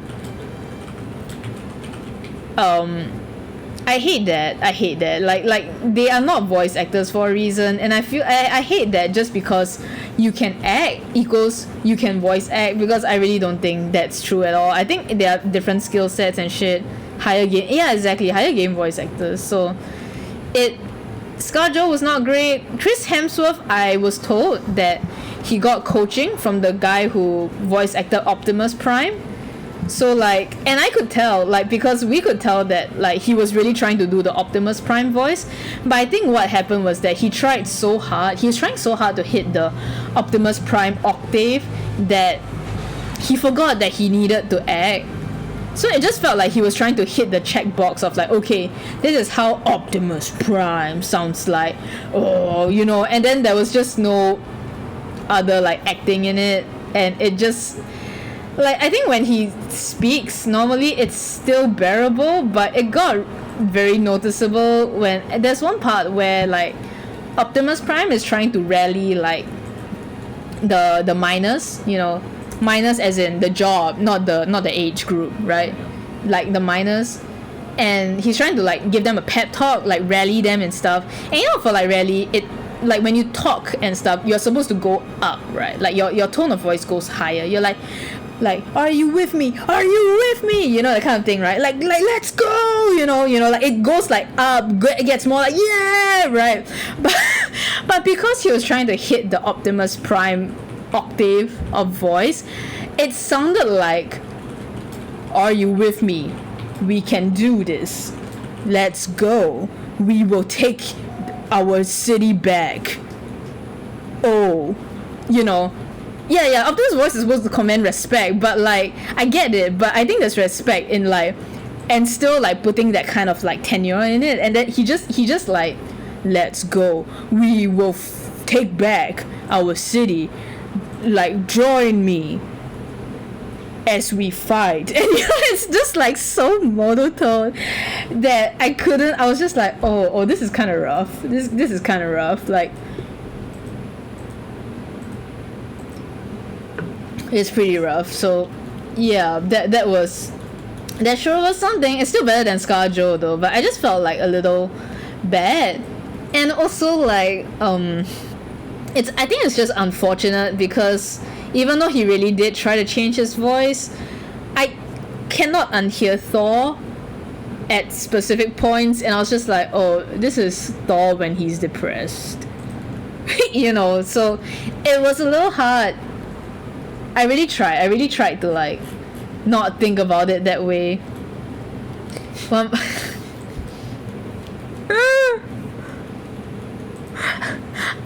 I almost want to time you out for that. One might say he is Negatimus. What's the opposite of Prime? Subpar. Secondary. Negatimus. Secondimus. I don't know. Yeah, so that was rough. It was rough. Yeah. I think he tried his best though. Like I'm not saying that he didn't put in effort. The one that I felt didn't really try that hard was ScarJo. I'm sorry if she did, but it was really not it. I think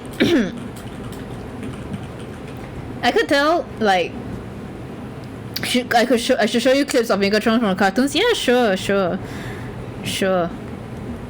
sure, yeah, why not, man? Might as well, right? I'm in this now. I think there's been an uptick of like Transformers porn as well. I don't know if it's because of the movie.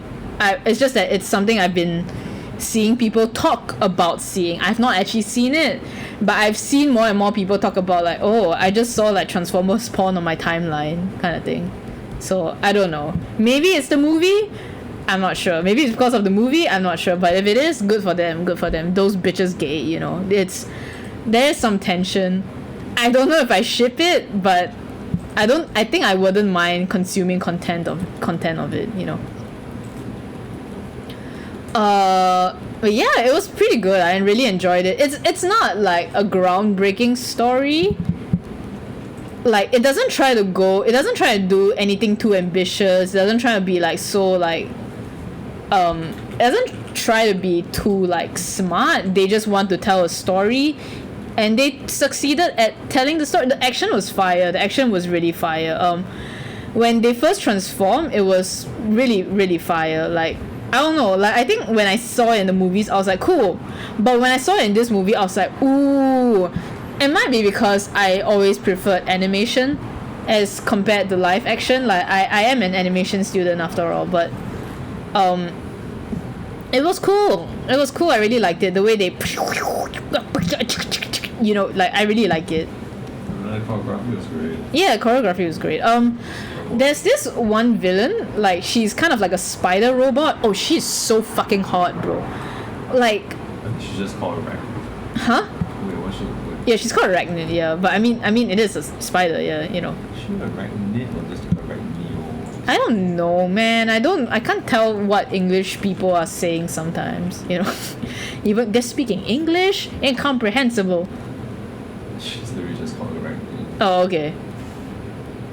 yeah, so the spider lady was really hot. Like the way they animated her is like mwah. The way she just like leaps up into the air and then she goes and then she like flies away. Woo, really good stuff. Like very good stuff. 10 out of 10 no notes, you know. So enjoyed that very much. Yeah, like I can't say anything else because then it's spoiler territory, but like if you guys are fans of Transformers, I don't know, are people fans of Transformers, or like you're just interested like me, like that, oh, is it a good Transformers movie, you know, like I recommend watching it. Just don't expect like any kind of deep plot from it. It's really just like an action flick with a story that is quite like, you know, it's simple but it gets the point across. And I feel like nowadays maybe that's the secret to success. Just write a coherent story, you know, just write a coherent story. Don't think about it. Like I feel like a lot of the times like games and movies and stuff, they feel like they're trying to one up each other, you know, like they're trying to be like, we must write this deepest, most meaningful story, like with twists and turns and blah blah blah blah blah, and then like they don't actually know how to write the twists and the turns, and then it just falls flat, and then it's just a bad story. It's just a bad, like they're more, it's like when they're more concerned with they're concerned with the spectacle. It's like they're more concerned with the spectacle rather than the essence of it, you know. They don't care about making a good story. That's not their priority. Their priority is to make a good spectacle. And then everything they do is a spectacle, you know. Like sometimes if you want to go that way, you could just go the Saw route, where like even though they try to have a story or some meaning to it, ultimately it's more or less a gore fest, you know. It has more story than what you would expect from a gore fest movie, but ultimately it is still a gore fest movie, you know. Yeah, like John Kramer is pretentious. I've never watched a single Saw movie, but I recently did finish a YouTube video where this guy who looks a lot like what's his name? Peter Dinklage. Yeah, like this YouTuber looks like Peter Dinklage, but like not a dwarf. You get what I mean? Like like he's not disabled, you know what I mean? Like he doesn't have that disability. He doesn't have dwarfism. So it's very weird. Like the whole time I was watching this guy talk about Saw, and I was just like, he looks like Peter Dinklage. You know, so I watched this guy like rank all the Saw traps. Well, not say rank all the Saw traps. Like he gave them a score kind of thing, and then he'll put them on his like tier list. You know, so it was very interesting, and I learned a lot more about Saw than I ever thought I would. Yeah, I can't watch Saw. I can't. It's way too much for me. Are you able to watch Saw? I don't want to watch Saw. But are you able to? Like, will you be able to take it? I feel like your tolerance is pretty high. No? No. Really? But you can watch people's faces melting and shit. This is done in a way that's not too, like, it's campy, you know. But It's campy, so I don't, like, I can break out of it. It's like, oh yeah, it's just CGI? Yeah, Huh. it's not CGI shit. I see. Look, man, like Saw has you like have a guy like manually sawing off his like leg. That's nah. That's it's nah. too real. It's too real.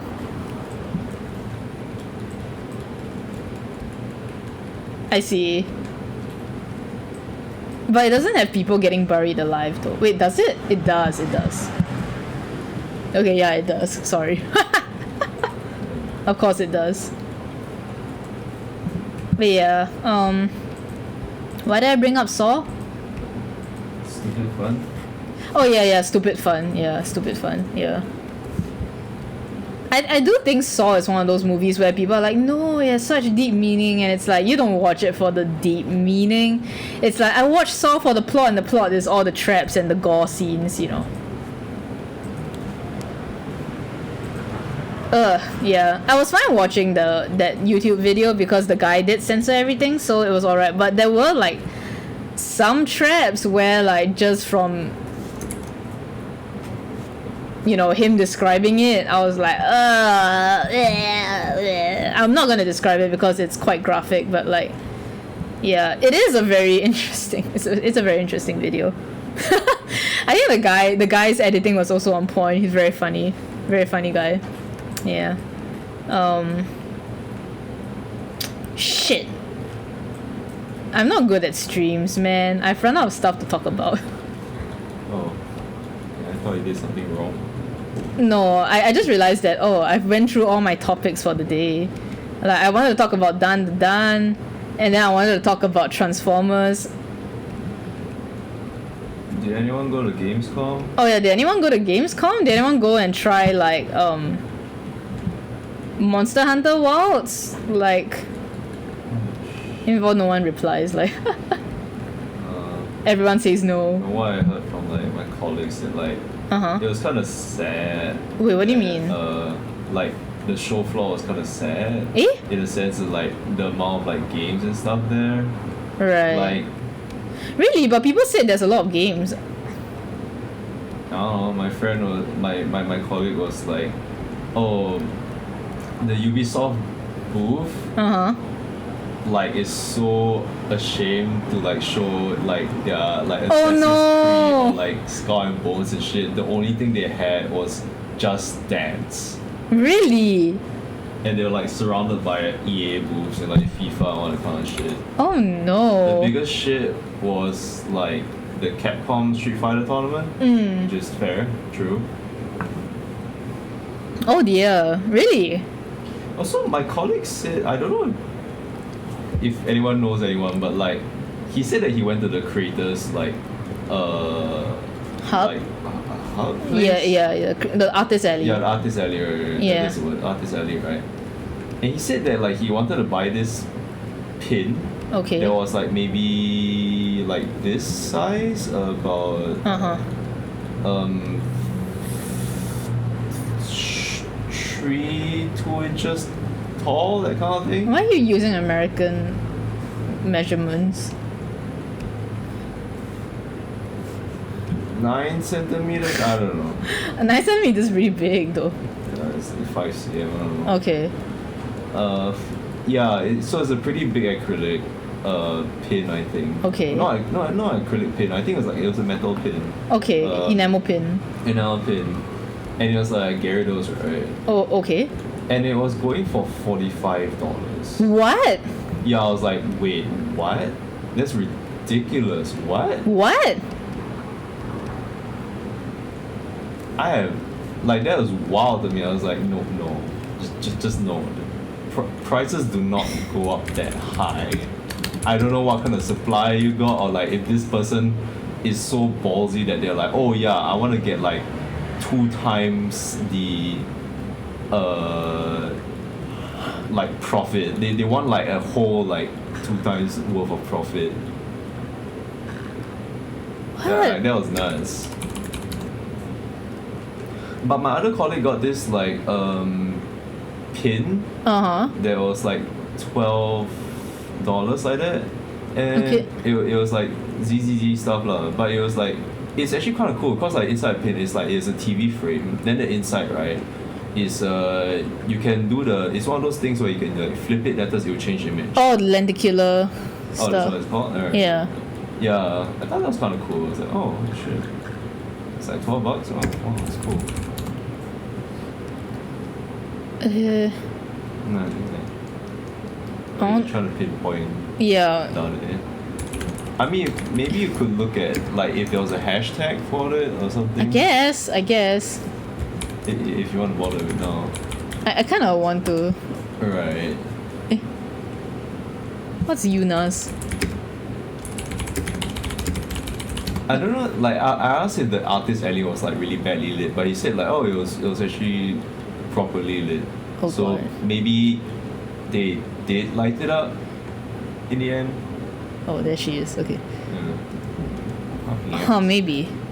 Oh, Sanas did say that it was very Dark. No, she said that it actually felt quite cozy, so she liked it. Oh, okay. Yeah. That's nice. Gamescom? It feels like there just wasn't that many people. Oh, really? I don't know. My colleague who went there, he went there on Saturday afternoon, which I think is just kind of his fault. Oh. But like Saturday afternoon, he tried to get a ticket to play Monster Hunter, and it's like, It was just gone. no, they told him to come the next day. Oh my god. Yeah, that means it was just gone, like pretty much. Yeah, Okay, yeah, I can't find it. this is like other games comms. Yeah, it's other games comms already. Oh my god, $45. I mean, like if it had like quicksand and shit within, Quicks.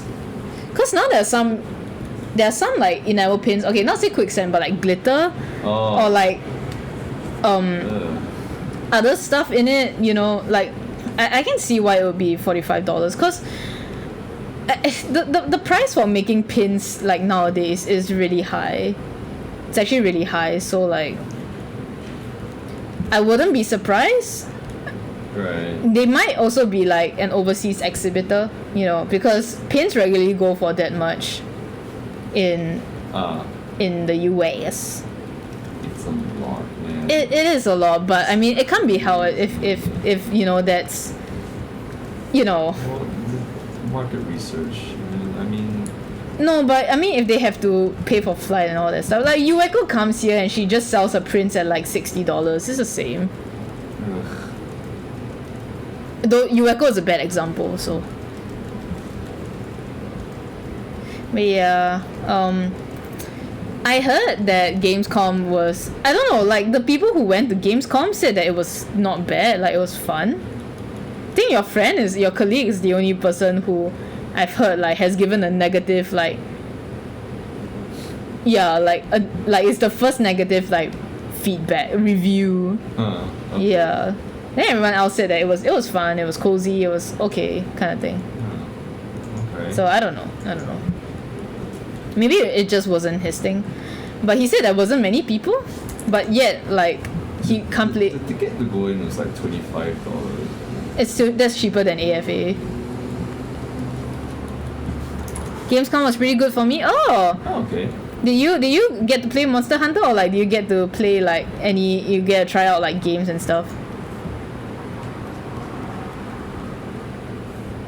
Hey, slave. No, not slave. Help. Oh, is that corn? Yeah, okay. Wait, is this the one where they bake the bread and then the birds like expand? Oh no, yeah, that's called egg. Oh. Oh, wait, then what? That is corn, right? Yeah. For their beaks or noses. Yeah. There's one pig there. Yeah, there's a pig there. Oh god, how do they not fall? Skill. Oh, can you make that for me? Actually, it's doable. I probably might screw it up. I want you to do it for me so that I can see your skill. They mentioned Troy got too busy and was too tired and explore and try. Oh wait, were you boofing? Cause like I sometimes I forget that like people who follow me are also like artists themselves. Like, were you boofing or like were you helping out? Cause you said you're busy and stuff. Yep. Oh, okay. Was sales good? Cause like I know like my friend, like she sold out a bunch of stuff. Ah, thank you.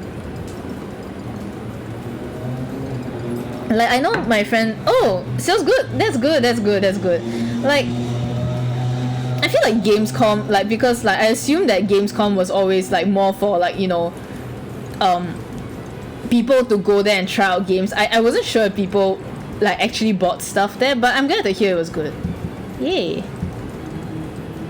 That's good. Well, I think it's good that you were busy, you know, because that means sales were good, alright. So congrats. I think like, oh man, like I always talk about like boofing and stuff, but man, I don't know. Like I think it's just good that more and more like people, like hopefully more and more events, like they just learn how to have good events and stuff. You know what I mean? Like just treat artists well, you know, like is that so hard? Like just treat your artists well and shit.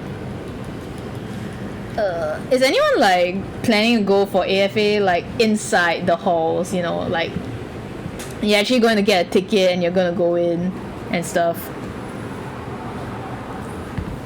Or are you going to be like me where I just like stay outside?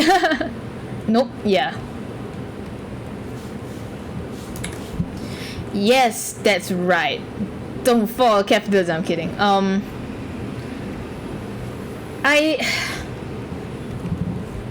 I feel like I don't know. Physical AFL at Squeeze Fest that almost made me hyperventilate. Yeah. Please take care of your health. Like their queue management is not it.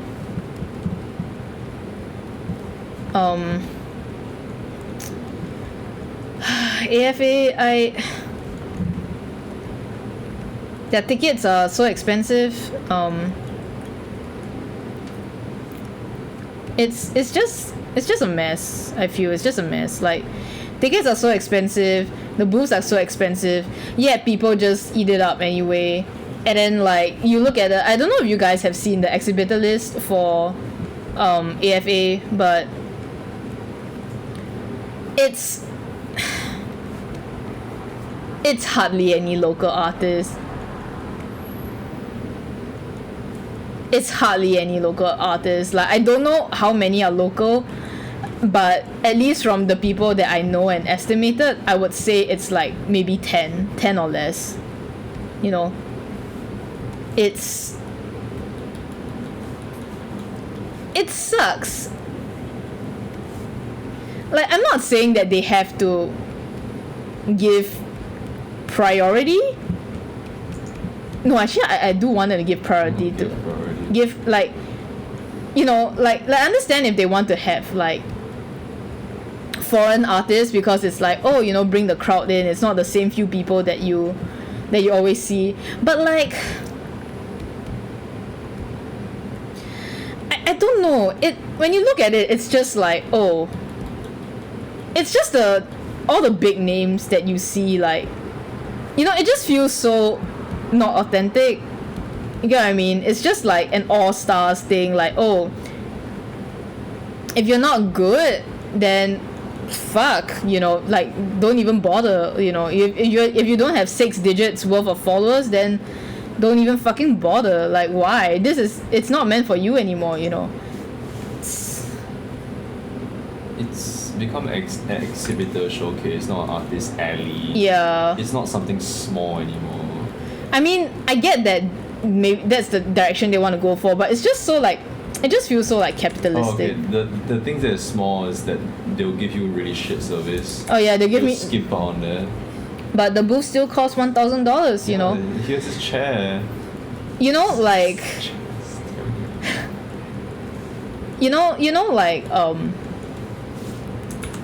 was telling Michi that like in the past, like so far the booth costs for AFA, they keep going up and up and up, right? But the booths themselves, the cubicles themselves, it has never changed. It has changed in the sense that, right, the rubbish bins, the bins they provided for you to throw rubbish in, it used to be free. It used to be just be provided with every booth, and then now you have to pay $10 if you want that bin. That's the only change they've made. Otherwise, it's the same. It's the same cubicles, the same setup every time. It has not changed in the past. I don't know how many years they've been in business. I don't know how many years they've been doing this, but that booth cubicle, the size, the shape of it has not changed at all, except for the fact that you now have to pay $10 for a fucking bin. Just steal the bin. Yeah, Bring it back home. literally, man. $10, bro. And the plastic, they don't even provide plastic bag. By the way, like they've never even provided plastic bag. It's just a bin. You have to bring your own plastic bag. It's like, where are you moving? Like Suntec or Sentosa? Like AFA has just gone like so far in the wrong direction that I don't know. It's just kind of stupid. So you will not see me at AFA ever again. Outside. Maybe. Yeah, as in you will not see me inside their halls ever again. Yeah.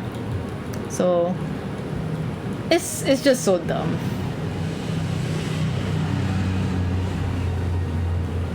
Like I don't fault people who still want to go for like Hololive and all that other stuff, right?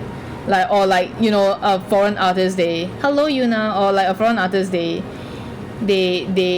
really like go, and you know, like you really want to support them, then yeah, you know, go for it. It's just that like if I think like if I want to get anything from any of the artists inside, I would ask like a friend who is already planning to go inside to like get it for me. You know, I refuse to buy a ticket and like fund Sozo's pocket.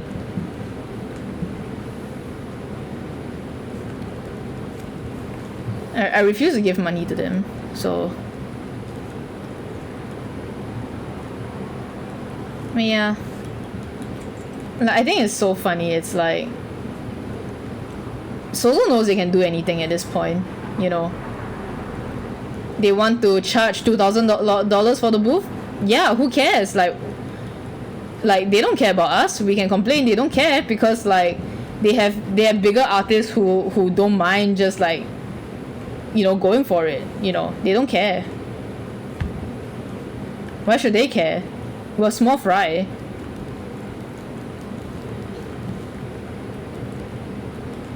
Yeah, it's not gonna change. It's not gonna change. But what can change is like, I mean, more events out there. Yeah.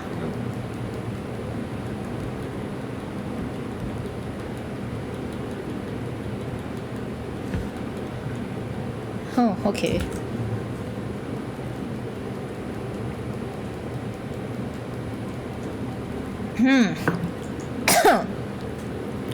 Looking forward to Evo 2026. What's that? Evo 2026. Is Evo 2026 in Singapore? Ooh. Wait, really? Yeah, Oh see. shit. Michi is interested. Yeah. Wow, that's like the Olympics of like fighting. Really? Well, if you go, then I'll go with you. Like, even though I know nothing about it. I know nothing, but like watching it is hype, I guess. Okay. I'm gonna be like that annoying noob person that's like, what's going on? What's going on? I don't know, I mean, maybe it's time to pick up that one Capcom game as well. Like on the Capcom channel. What? Like I can pick up another Capcom game. I have it in me. You have it in you. Street Fighter. Oh. 1, 2, 3, 4, 5, 6. Okay.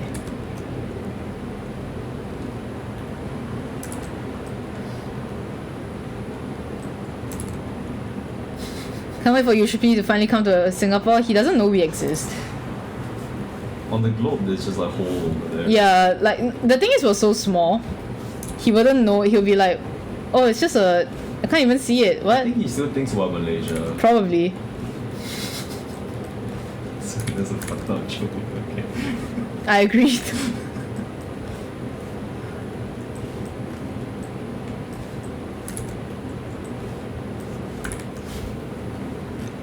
We are small dot. We are invisible. He goes to Malaysia and then he's like, wait, I thought I visited Singapore already. Koi, Claire. Yeah, where's the Koi collab? Even Malaysia got it though, not the drinks, but Yeah. fuck it.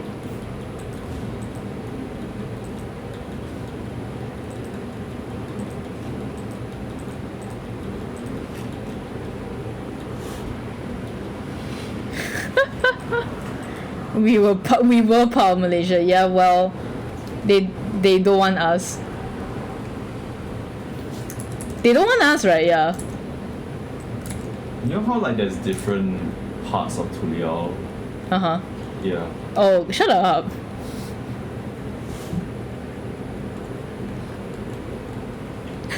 Shut up. We're like the market board. Oh my god. Not even any of What the Or market. just the market board. Oh god.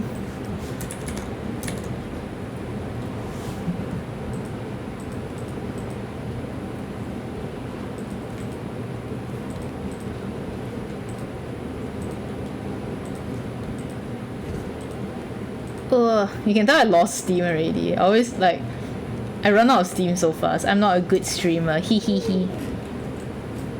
It's just because I talk so loudly and then I use up all my energy within the first like hour or so. And then I can't talk anymore. And I run out of topics too fast. Because like I'll just talk so fast and then like I don't it doesn't count because we were not there and he's not coming here, you know, it doesn't count. You watch a bunch of videos, right? Yeah, but they're not stuff that I don't think there's stuff that like I say about it. I don't know. I mean, a lot of the stuff that I watch is stuff that I never talk about online. So it's just like, okay.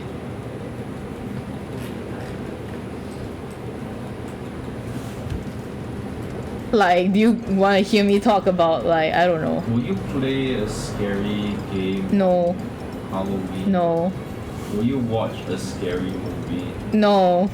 Is Coraline scary? Coraline is pretty scary. Pretty scary. Do you wanna watch Coraline? You told me it was kind of shit, so It- maybe not. Wait. I think I've I backed you into the corner. I think I've like insulted enough like popular liked franchises today. I don't know if I wanna go into another one. You can keep going. There's one called again. I'm tired. Okay, that one we don't talk about that one. Coraline is not my thing, but it is pretty Did you not scary. watch any horror like accidentally or anything? The only horror that I've watched is Jack Neo's stupid attempt at a horror film. He had one horror film. Right, your family loves to watch it. Yeah, and it relied a lot on jump scares. It wasn't that good. There was maybe only one part that I would say counted as like scary, but otherwise not really. It's just he tried to combine like horror and comedy and it wasn't very good. Oh, then it's just comedy then. No, it wasn't even funny. Like Oh, what's the? so like his comedy wasn't. I think my parents walked out of that movie and then my mom was like, oh yeah, like I guess what I heard about the movie was true, and then like my dad was like, oh, what do you hear about the movie? It's like, oh, like 可怕也不可怕，好笑也不好笑 kind of thing. You know, it's like basically for people who don't speak Chinese, it's not even, it's tries to be funny but it's not funny, tries to be scary but it's not scary. So it just doesn't do anything. It just sucks. Like literally just sucks. Okay, wait, there was one other thing that I guess I could say, but the thing is like a lot of the times I don't really want to say stuff because I don't think people are interested in it, but like so Pokemon like recently announced finally they have released Shiny Meloetta. So if you guys have not been playing Pokemon, even though this Pokemon is very old comparatively now, Meloetta is a Gen 5 mythical. Mythical as in stuff like Mew, Celebi. You know, they're not legendary Pokemon like they are, but they are in this group called mythicals, where like usually you get them through distributions or like special events. You don't really get them through normal gameplay. You usually have to like within a time period you download this event and then you can encounter it in game kind of thing. So those are called mythicals. Meloetta is a mythical from Gen 5 themed around music, and Generation 5 is when Pokemon started to do shiny locks, which means that no matter how hard you try, the Pokemon is coded to never be shiny, you know, which a lot of people don't like. They think it sucks. I kind of agree, you know. And then, so what happened is that because of this, like, they started shiny locking stuff. Meloetta, despite like you can catch Meloetta, you can obtain Meloetta like multiple times before in the past, but you cannot, like, she was never shiny, right? There was no legitimate way to get her shiny unless you like hack. But the thing is, like, if you data mine the game, like, she has a shiny sprite, so people know about what the shiny colors are, and basically shiny colors, she's kind of like Hatsune Miku basically. So people have known for very long. In fact, I realized that my Tumblr, it started off as a shiny Pokemon blog, and I have drawn shiny Meloetta before because some people started retweeting it. I have drawn this mythical before, and finally after I think 13 years, they have finally released her shiny form, obtainable, legit, legal shiny Meloetta. And the catch is that Scarlet and Violet, you have to catch every single Pokemon and put it registered in Pokemon Home. By single Pokemon, you think like, oh, you know, just catch one, evolve it, but no. If you evolve like the starter to the final form, you don't have the second form registered in Pokemon Home. So basically, it's you have to do what's called a living dex, which is you catch one of literally every single Pokemon, including the middle stages, whatever stages, the small stages, whatever fuck. In Scarlet and Violet, stuff from other games does not count. It has to be from Scarlet and Violet. You transfer all that into Pokemon Home, they will gift you that shiny Meloetta, and I'm like, I want to do it because ever since I got Pokemon Home, I used the pay-to-win method of completing my Pokédex.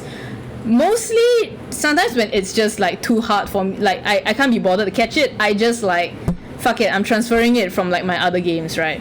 So there's a lot of stuff that I've not actually caught in Scarlet and Violet, or stuff that I've lost because yeah, I just don't have it anymore. So I was thinking that I have about 200 Pokemon that I need to catch for this to complete the Pokédex.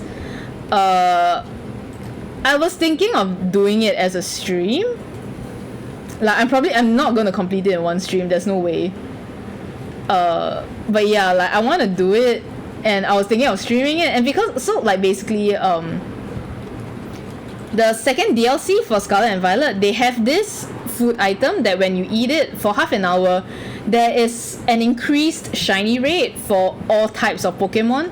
So I was thinking that, like, what I could do to make it more interesting is that I eat that every half an hour, and then I go around trying to complete the Pokédex, and then you know, see how many, if we can find some extra like thingies along the way.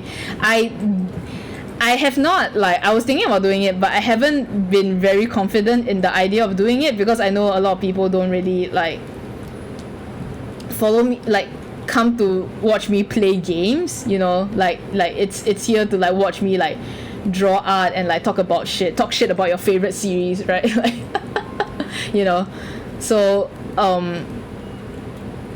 it's something I'm thinking of, but I'm not sure if how hard I want to commit to it, you know.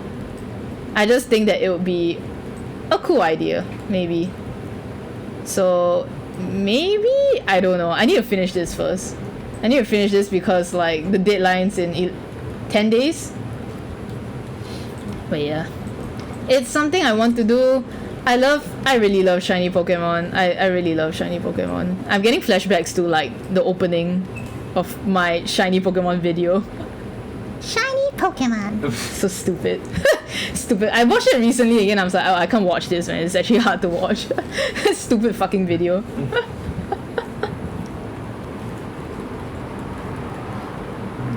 But yeah. I mean, I had fun making that.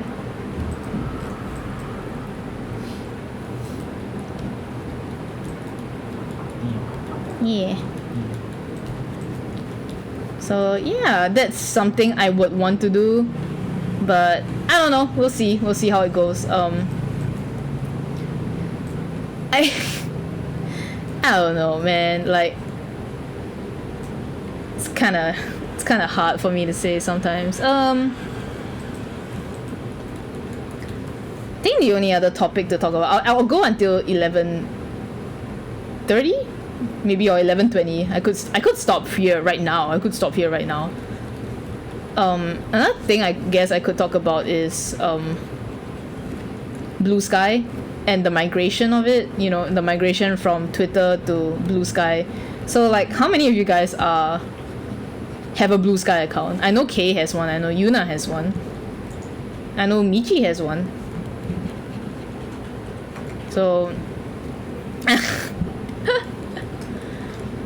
like, I think it's just kind of sad that we have to, you know, we have to keep moving around. Like, first it was like, you know, technically I've had my Blue Sky account for like a year, but now like stuff is getting serious and like a lot more people have started making a Blue Sky account. You know, so I think like stuff is serious, and I don't know whether this time it's more permanent or not, but still looking at Twitter because there are some artists who don't have Blue. Yeah, no. The thing is, I don't really agree with everyone just doom posting and then jumping onto Twitter. You know, like a part of I kind of get it though. People are like, don't give like Elon another chance, right? Don't give him any more time on this website. But I feel like for a lot of people, they can't just grow another like new audience on Blue Sky. Like, they can try, and I feel like a lot of people don't like when people say it, because like, you can just try, you know, we shouldn't be bowing down to this guy. But I also feel like just, you know, like we have to take matters into our own hands sometimes, and like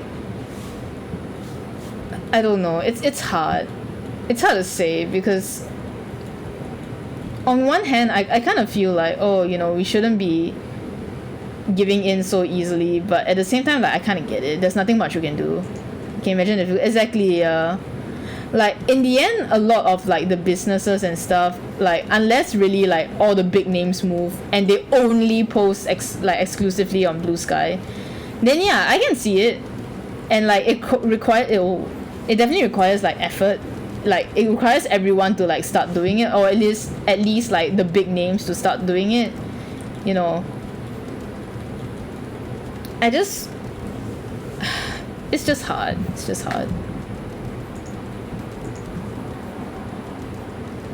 I don't know how to paint mirror shots.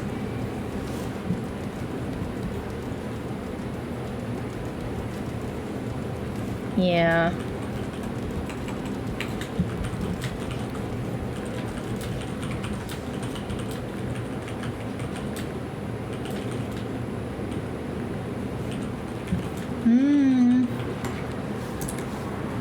We will, however, poison the, yeah. Like, I think it's hard because like Glaze and Nightshade take very long. So like, you know, like I think some people, they don't really have the capacity to like poison every piece. And I can understand the frustration in that. It's like, oh, you know, I want to upload this now, but I have to wait 5 hours for this to like render out, and it's like 3D artists are like first time, like, you know, but you get what I mean. Like, it's hard.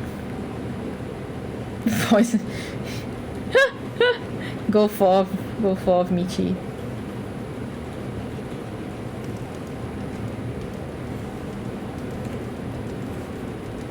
I think I'll look up references for this mirror shots like another day. Someone actually did that, you know. Someone actually drew that. It's so funny.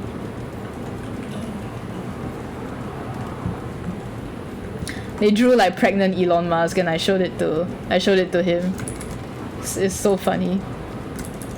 Like with boobs and shit too.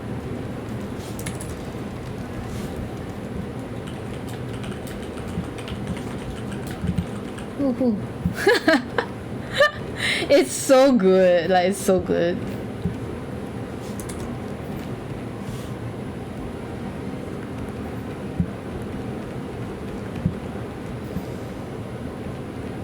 Ooh. Power of the yes, that's right. Power of the Pictomancer.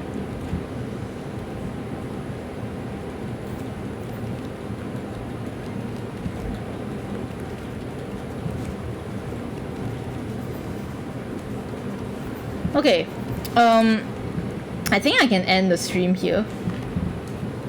Cause like technically I finished like rendering already, but I'm probably just gonna do like paint overs and stuff.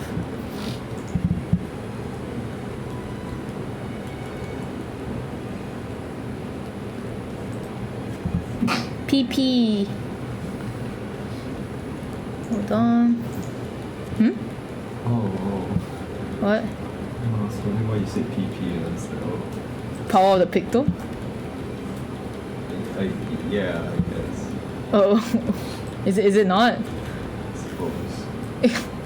You suppose? Hold on. Ooh, I need to do my Wuthering Waves dailies. Wow.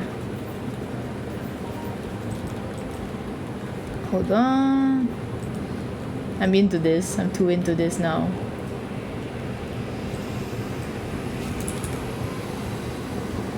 Ooh. Waves my wither till I rover. That's right. I shore my keeper till I don't know. I shore my keeper till I what's the boss name?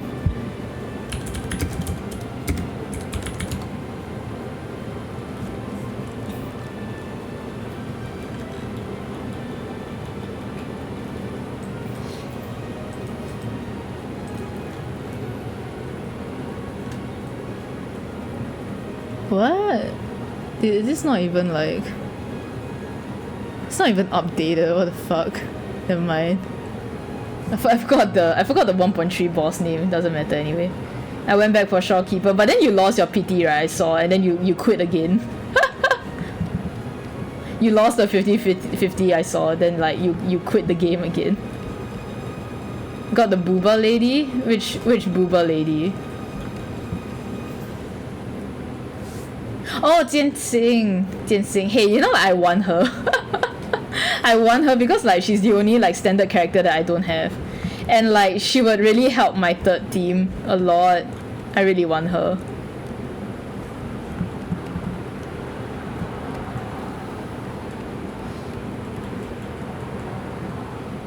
But yeah. You can't really call her the booba lady because technically they all have boobs, and I think like she's the most like tame one. Like she I won't even call her like the booba lady because like everyone else has like all the other 6 stars that they've released all have more focus on boobs than she does, including Shorekeeper. So she's just like yin yang lady. That's very cute, and I wish like she got more attention.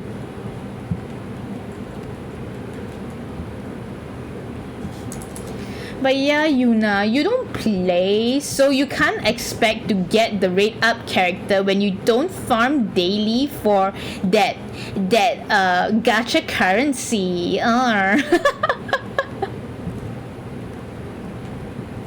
Ooh.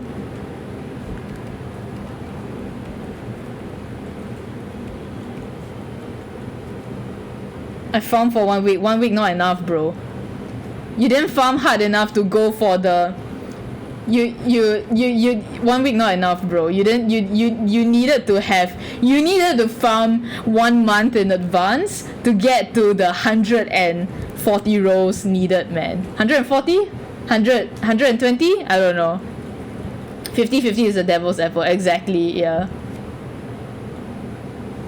like that's the thing about gacha, you know, like if you really want to guarantee the character, you save until you have the guarantee, you know.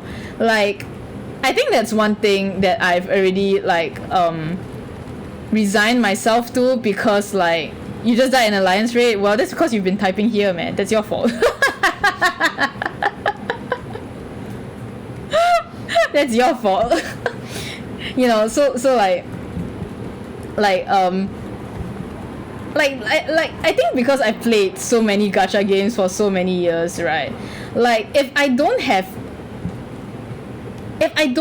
like full, you know, like the amount needed to guarantee them, I don't expect to get them. Like in my head, I'm like, okay, I know I have 200 rolls, and technically in 200 rolls I might have a really high chance to get there, but I've played gacha games for so many years that I know that does not always happen. There's always a chance. There's a reason why they are confident in setting the pity to 300 rolls sometimes. There's a reason they are confident enough to do that. And you have to assume at least once in your lifetime, you need to hit full pity just to get it. If you've never hit full PT in your life once, don't worry, you're gonna get it soon, okay? Like it's just the law of probability, you know. The stats are there for a reason.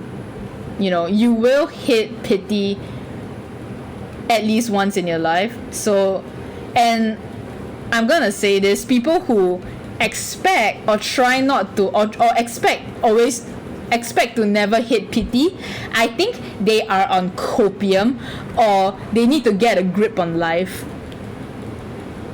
One of my gacha games I full PT 23 character weapons in a row. Oh my god. Yeah. I used to play Bandori, and I can tell you that I have rolled, and I have also watched people roll. I roll like No, it's not, as in not whales. Whales know that they will just spend and they don't care how much they need. They will just spend and they'll get it. It doesn't matter to them. It's the people who do not spend or don't really want to spend, and then they get angry when it goes to pity. You know, they're like, I shouldn't be going to pity. Like, what the fuck? Like, why am I going pity? Like, those are the people who need to get in touch with reality. Like, you are playing a gacha game for a reason. Like, I'm sorry, that is how the system is designed. Even if you don't hit pity now, you're gonna hit it in the future. Like, no ifs, no buts, you know, eventually you will. Right? Like, I was so lucky on my Viviana pools. I was so lucky on like my early Wua pools. I got like everything I wanted, you know, like, and then Shopkeeper came pretty much 130 out of 140, like 10 rolls away from pity. Then I got her. Ash for Arknights, I had to go to pity 120 to get her, you know.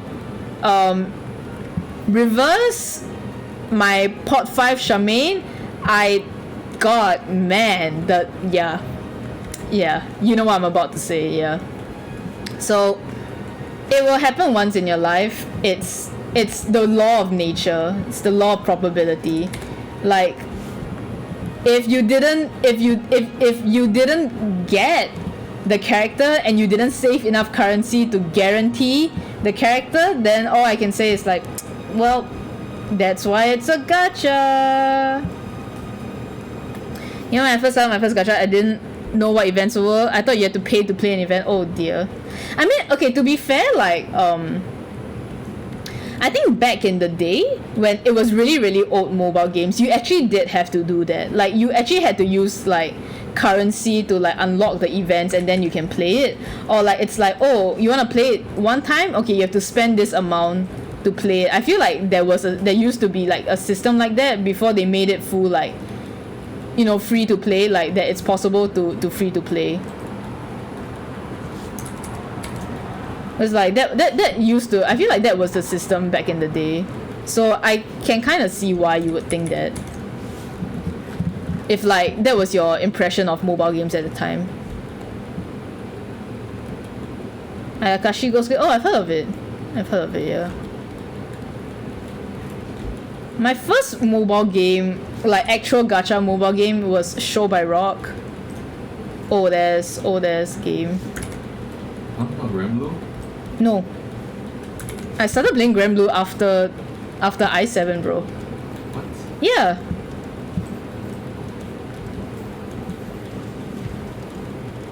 I purposely didn't want to touch Granblue because I thought it looked so scary. The art was good. Yeah, I remember the art was good. As in, it was alright. Like, I think it wasn't my style. Yeah. Have your Lucy-san keychain. Throw it away, man. That thing's so old. Disgusting. Thank you for buying it.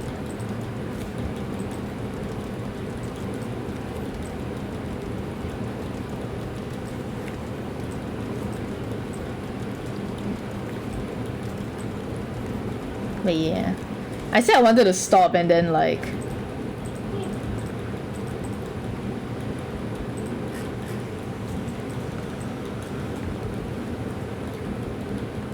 Okay, you know what? Let's paint the eyes. Let's paint the eyes and then I'll stop. Look at how much difference painting over makes. Look, Andrew. Sorry. Look, Andrew. Andrew Michi. Look at this. Magic. Okay. The flower. Oh, Magic. yeah. Okay. Yeah. Sorry. Okay, I'll try to do the eyes.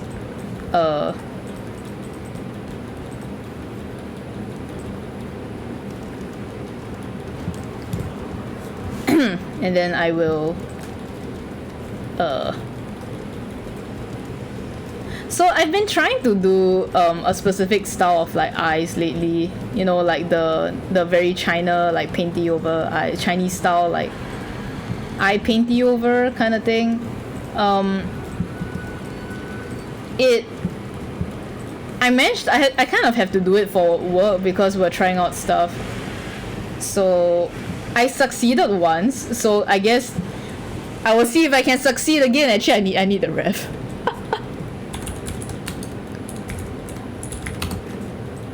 Oh, I need the ref. Like there was this very specific reference that I used.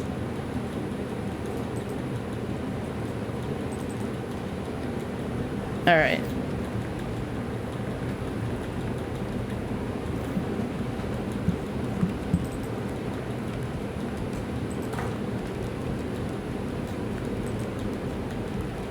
I might be a bit silent because I need to focus on this.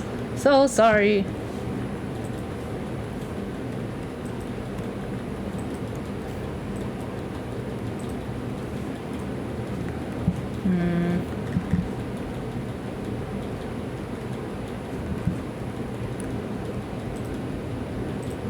Come on, the piece. Thank you. You need to go to bed. It is your usual bedtime.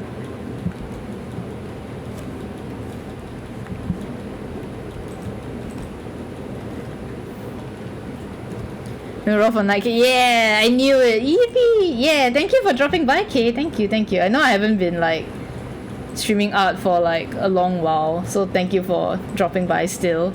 Timing so consistent. Yeah, you have such a good sleep schedule. You know.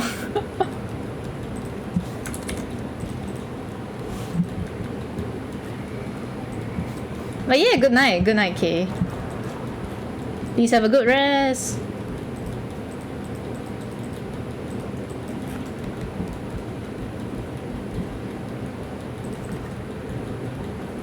Good night.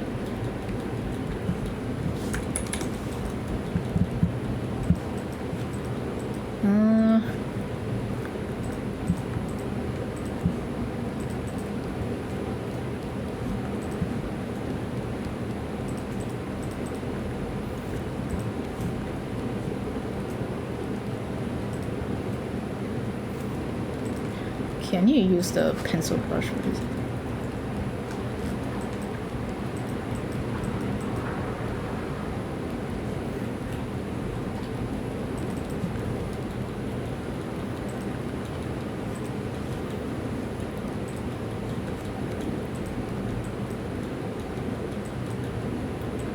Did my iTunes stop? playing, or is there still music playing? Oh, yeah, there's still music playing.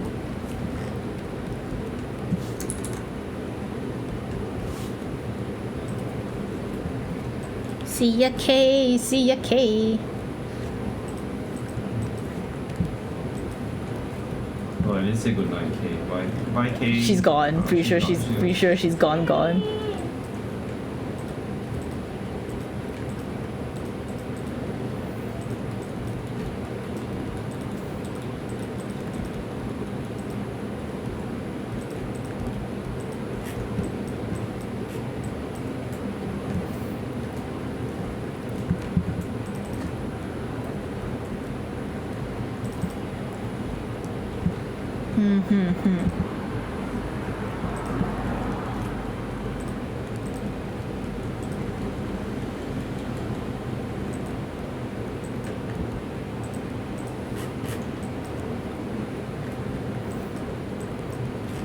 What?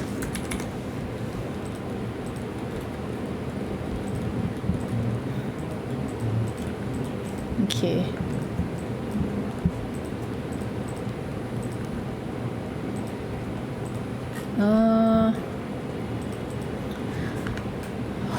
Give me a bit. I have my references. I have me references.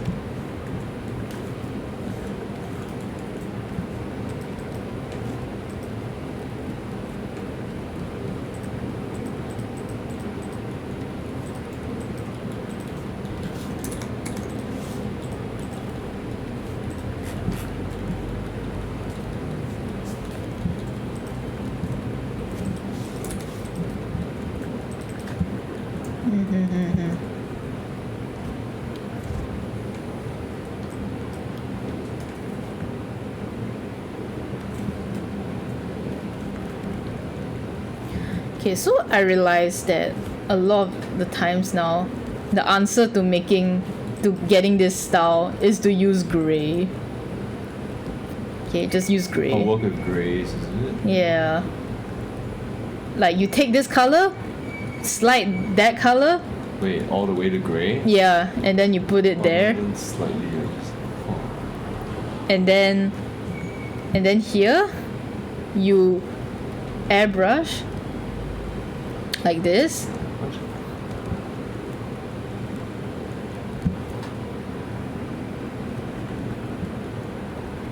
Okay, then maybe you pick like a stronger color, maybe eyes or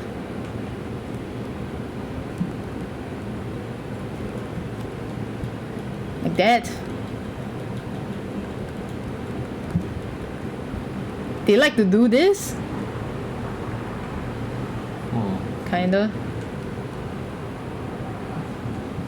Then you take a color, a really dark color, and then you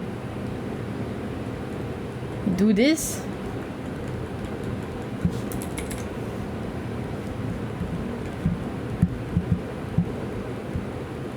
Where's my dark color? You do this.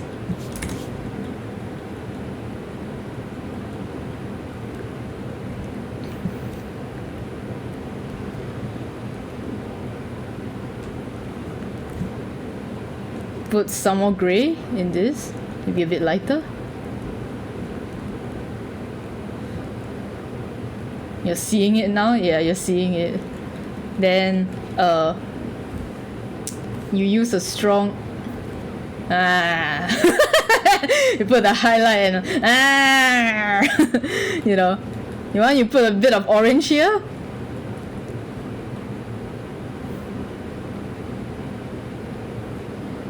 No, you don't like it? You hi. Ooh. Transform then you merge. Then you paint over the imperfection.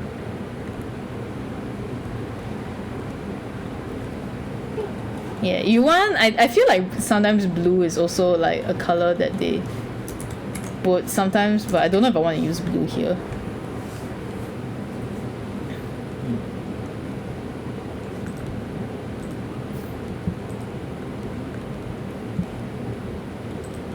Yeah.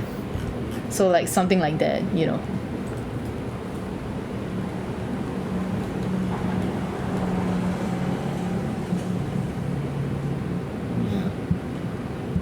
Yeah.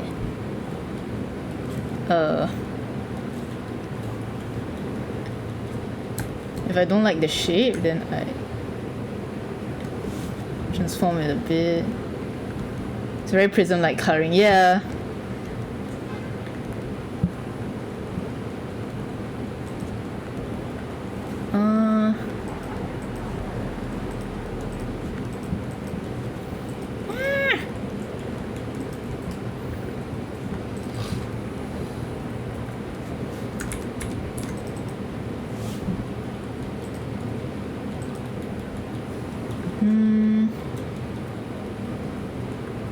Yeah, something like that. Then you do the same for the other eye.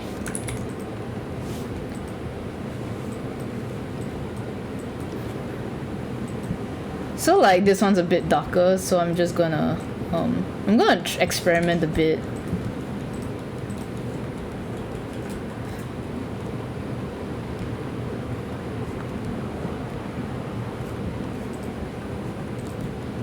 Same kind of technique. What?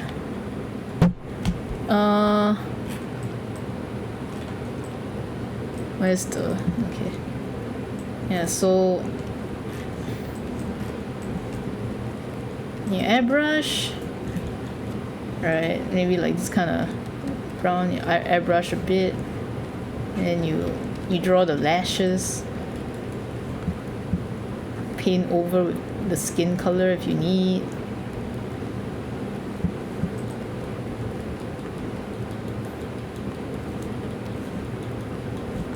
I go between like my coloring brush, my lineup brush, and the pencil brush because sometimes like I need like certain effects that it can't like make.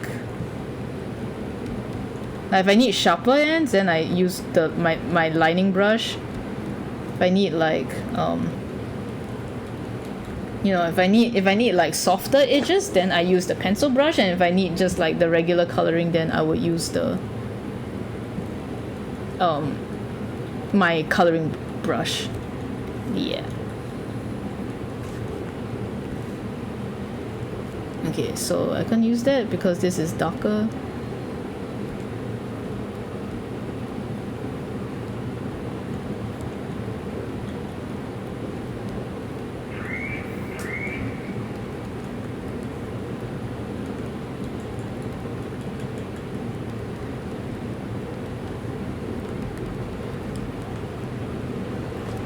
So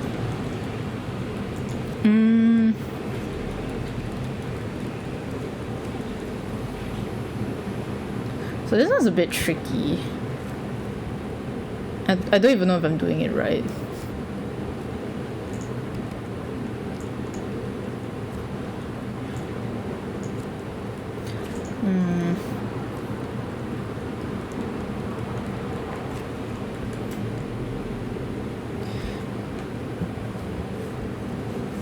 I think I'll just paint the pupil first and then we'll see how it goes from there.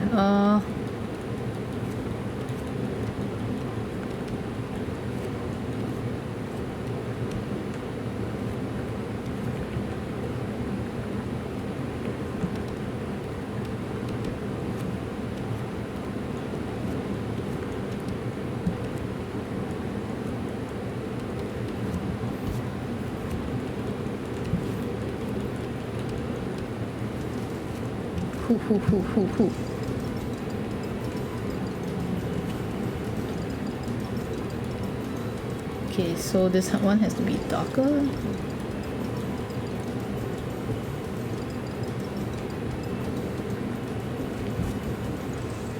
Where is my reference? Okay.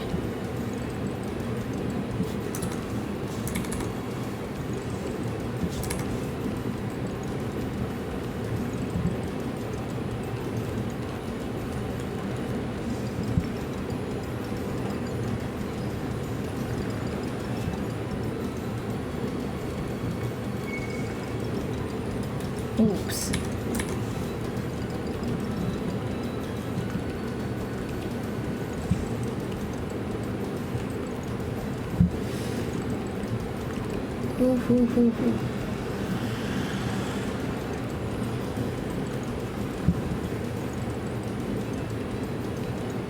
Okay, then orange.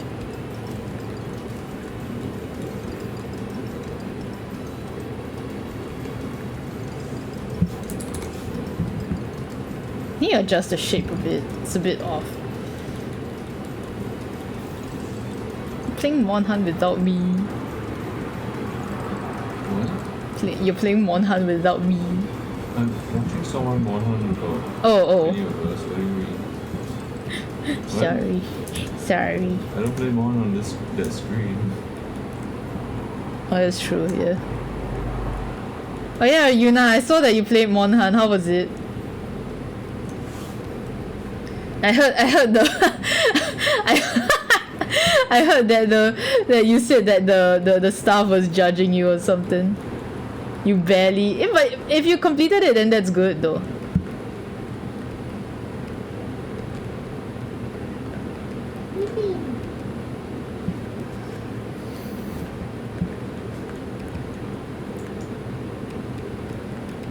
You didn't? It was limping. Oh, I mean it's fine. Actually, to be honest, like I feel like most times you start Monhan, right? Like most beginners, you need like really long to like kill off the monster. So it's okay. And then demo over. It's fine. It's fine. It's the genuine experience of playing Monster Hunter. It's fine.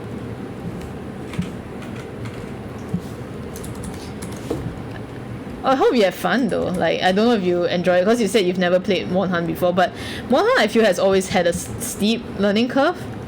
Wait, Yuna, what weapon do you play? What weapon do you play, Yuna?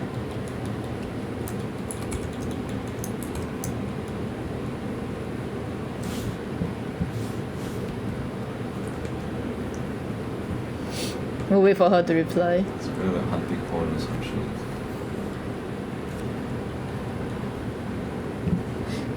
I was told after it was a bad. There is no bad weapon.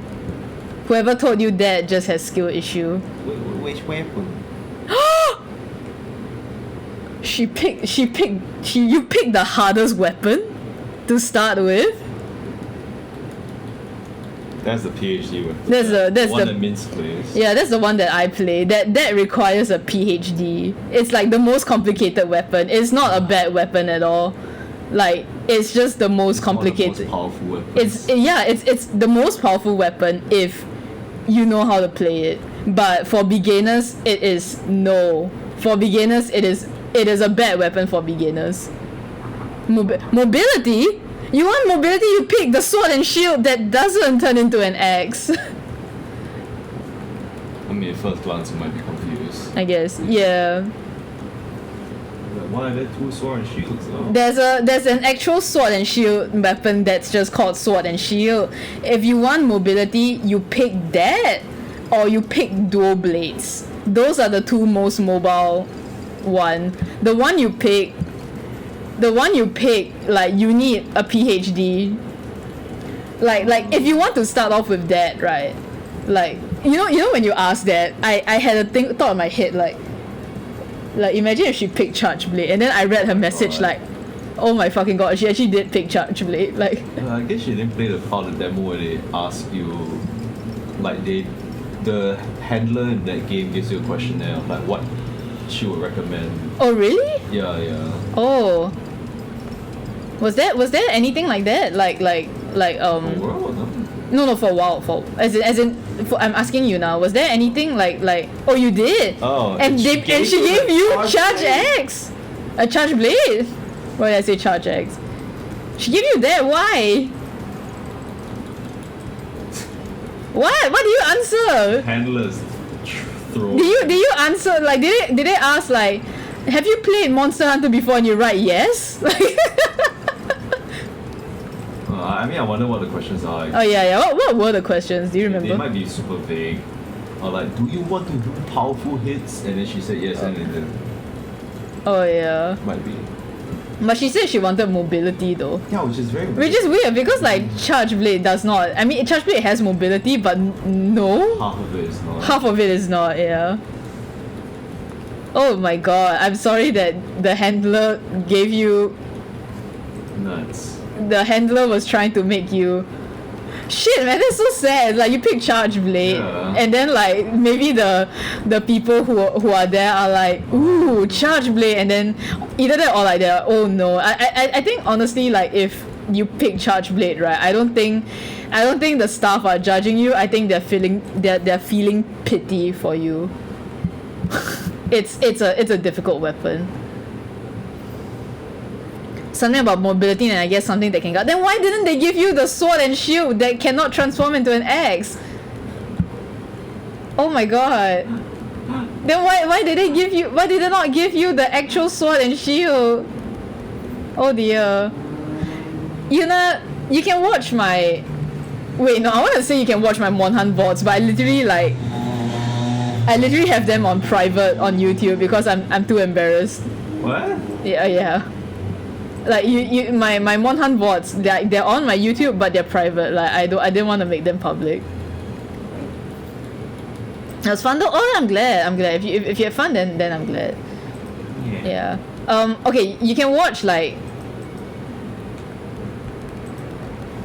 I was gonna say next time I stream Monhan, you come and watch. Cause I use both I use both the sword and shield that can turn into an axe and the one that cannot turn into an axe.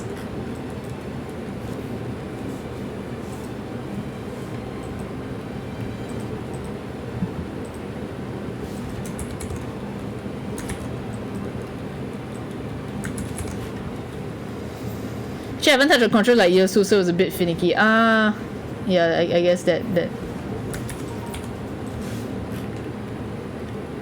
But then again, the way to play each weapon, like it changes a bit, like every game. So even if I like play like one, like even if you see me play like the thing now, like it probably won't play exactly the same in the next in WoW.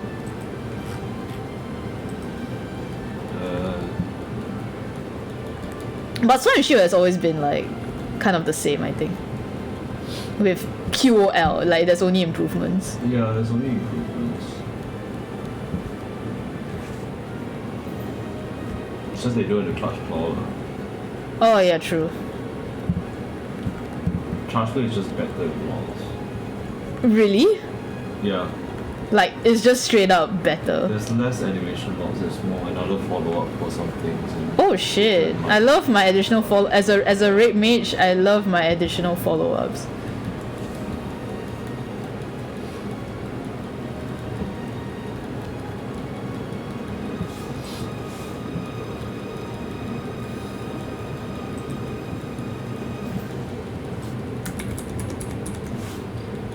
Maybe it's too much. I think this part is too dark.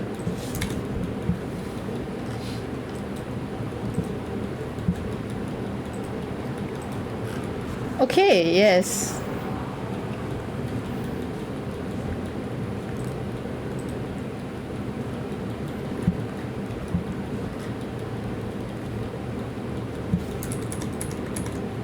So we had like front view of the stage because we were facing the stage. Oh.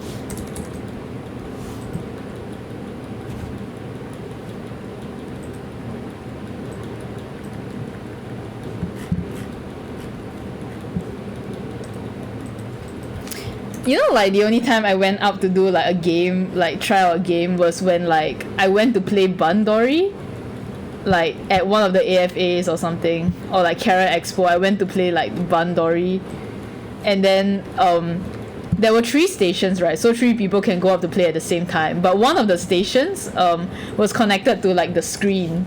So like you had to play like, you know, like people can watch you play. And I went with Michi and like another friend, and the staff were like, you go to the one that's connected to the screen. And I was like, ah! So like I picked a song that I was very comfortable with, that was not that easy, so that I could flex a bit, and I managed to full combo. Crushed.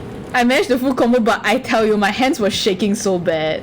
My hands were shaking so bad. But I think like you could play and then you got a like a prize, like you know, you can get some goods and stuff. But yeah, it was so scary. It's like oh gosh. I guess it's kind of how like Pokemon players feel, you know. As a love lifer, understandable, yeah.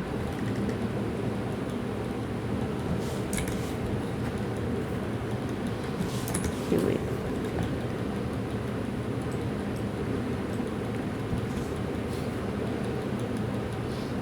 I was remembering my first Uh-huh. experience like playing and all this. I went to TGS last time in back then in poly, and like I tried back then was like when FF13 the very first game Oh my god. has not come out yet.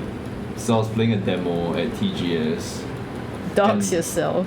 and I went to that doesn't dox anything. Dox your age. No. Uh, And then there's like I just went up. I fought some guys and there's like okay, I think I got the hang of it. I went to the Adamantoise, like the biggest monster on the field, and I tried to attack and kill it. At this, it attacked and killed you. I died, and then I just I just left. That was my first FF, and like it was all in Japanese, and I was like, Oh no. if the staff wanted to ask me anything, I like if I wanted to restart, I don't know how to say it, so I'm like, Oh, it was in Japanese. Oh it's dear. TGS. It's Tokyo Oh Game Show. shit! Wait, you've been to Tokyo Game Yeah, Show? I attended Tokyo Game Show last time. Oh man, It was like- I wanna go Tokyo Game Show one day. Do you? I kind of wanna. You know, it's like I go once and then I never go again. It's like AX. You know, I go once and then I never go again. I think you can go there for the merch. Yeah. The Because like merch. you either be queuing up for the merch or the games. Because if you're gonna queue for the games, it's gonna be a whole day. If you queue up for the merch, it's for the whole day. So, Oh, so I it's a see. lot of queuing up. So at least that's what I've heard. Right. Look, the eyes. The eyes. Wow, so pretty. This might be a bit too strong. Yay! Okay. This is what we'll do today. So, this is what we have done today. So, yeah, she's kind of done. I just have to like do the finishing touches on her, and then I'll do the same for like the Yenting. Yeah. So yeah, thank you guys for joining me on this. I wanted to end like I was like, oh, I'm so tired. I want to end like this, that. I want to end like this, and then like in the end, I just kept going and going. So, yeah. Thank you for accompanying me. Thank you for joining the stream. Thank you. I'm so sorry that I trashed so many of like the shows that you like and the series that like. Please do not take it to heart. What's new? Do not take it to heart. I don't mean my taste is bad. Okay. Thank you for watching. I don't have any other streams planned. It's okay. Like what you like, you know, have power, have confidence in what you like. Don't care about me, you know. Don't care about me, alright? I don't know when my next stream is. Michi, when are you streaming next?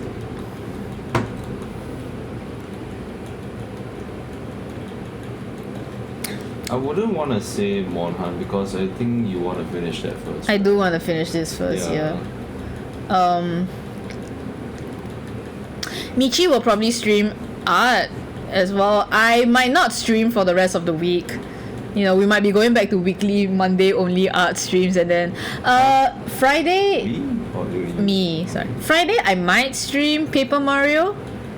Maybe we'll see how fast I finish this. If I don't finish this by Friday, then I will not stream Paper Mario, which I probably won't finish this by Friday. I'm gonna say it first. Like I think the background's gonna take me like, this is like 1, 2, 3, 4, 5, 6 characters at the back, and like I still have to clean all that up. So I probably won't finish it on Friday. But if I do finish it by Friday, then Friday I will try and stream Paper Mario. Other than that, please check out my my lovely husband, Michi Odai31. And give him a follow, check him out. He does art, he does games, he's good at both. He's very funny, he's funnier than me. Oh no. But yeah, thank you guys for coming to this stream. Would that be the VOD? This? Yeah, there will be a VOD. There will be a VOD. Yeah, there'll be a VOD. VOD will be on YouTube whenever I am not lazy enough to upload it. Yeah. Yeah, so if it's daytime, please have a good rest of your day. If it's nighttime, please get a good rest. Bye bye, guys. Bye bye. Where's my thing? Bye bye.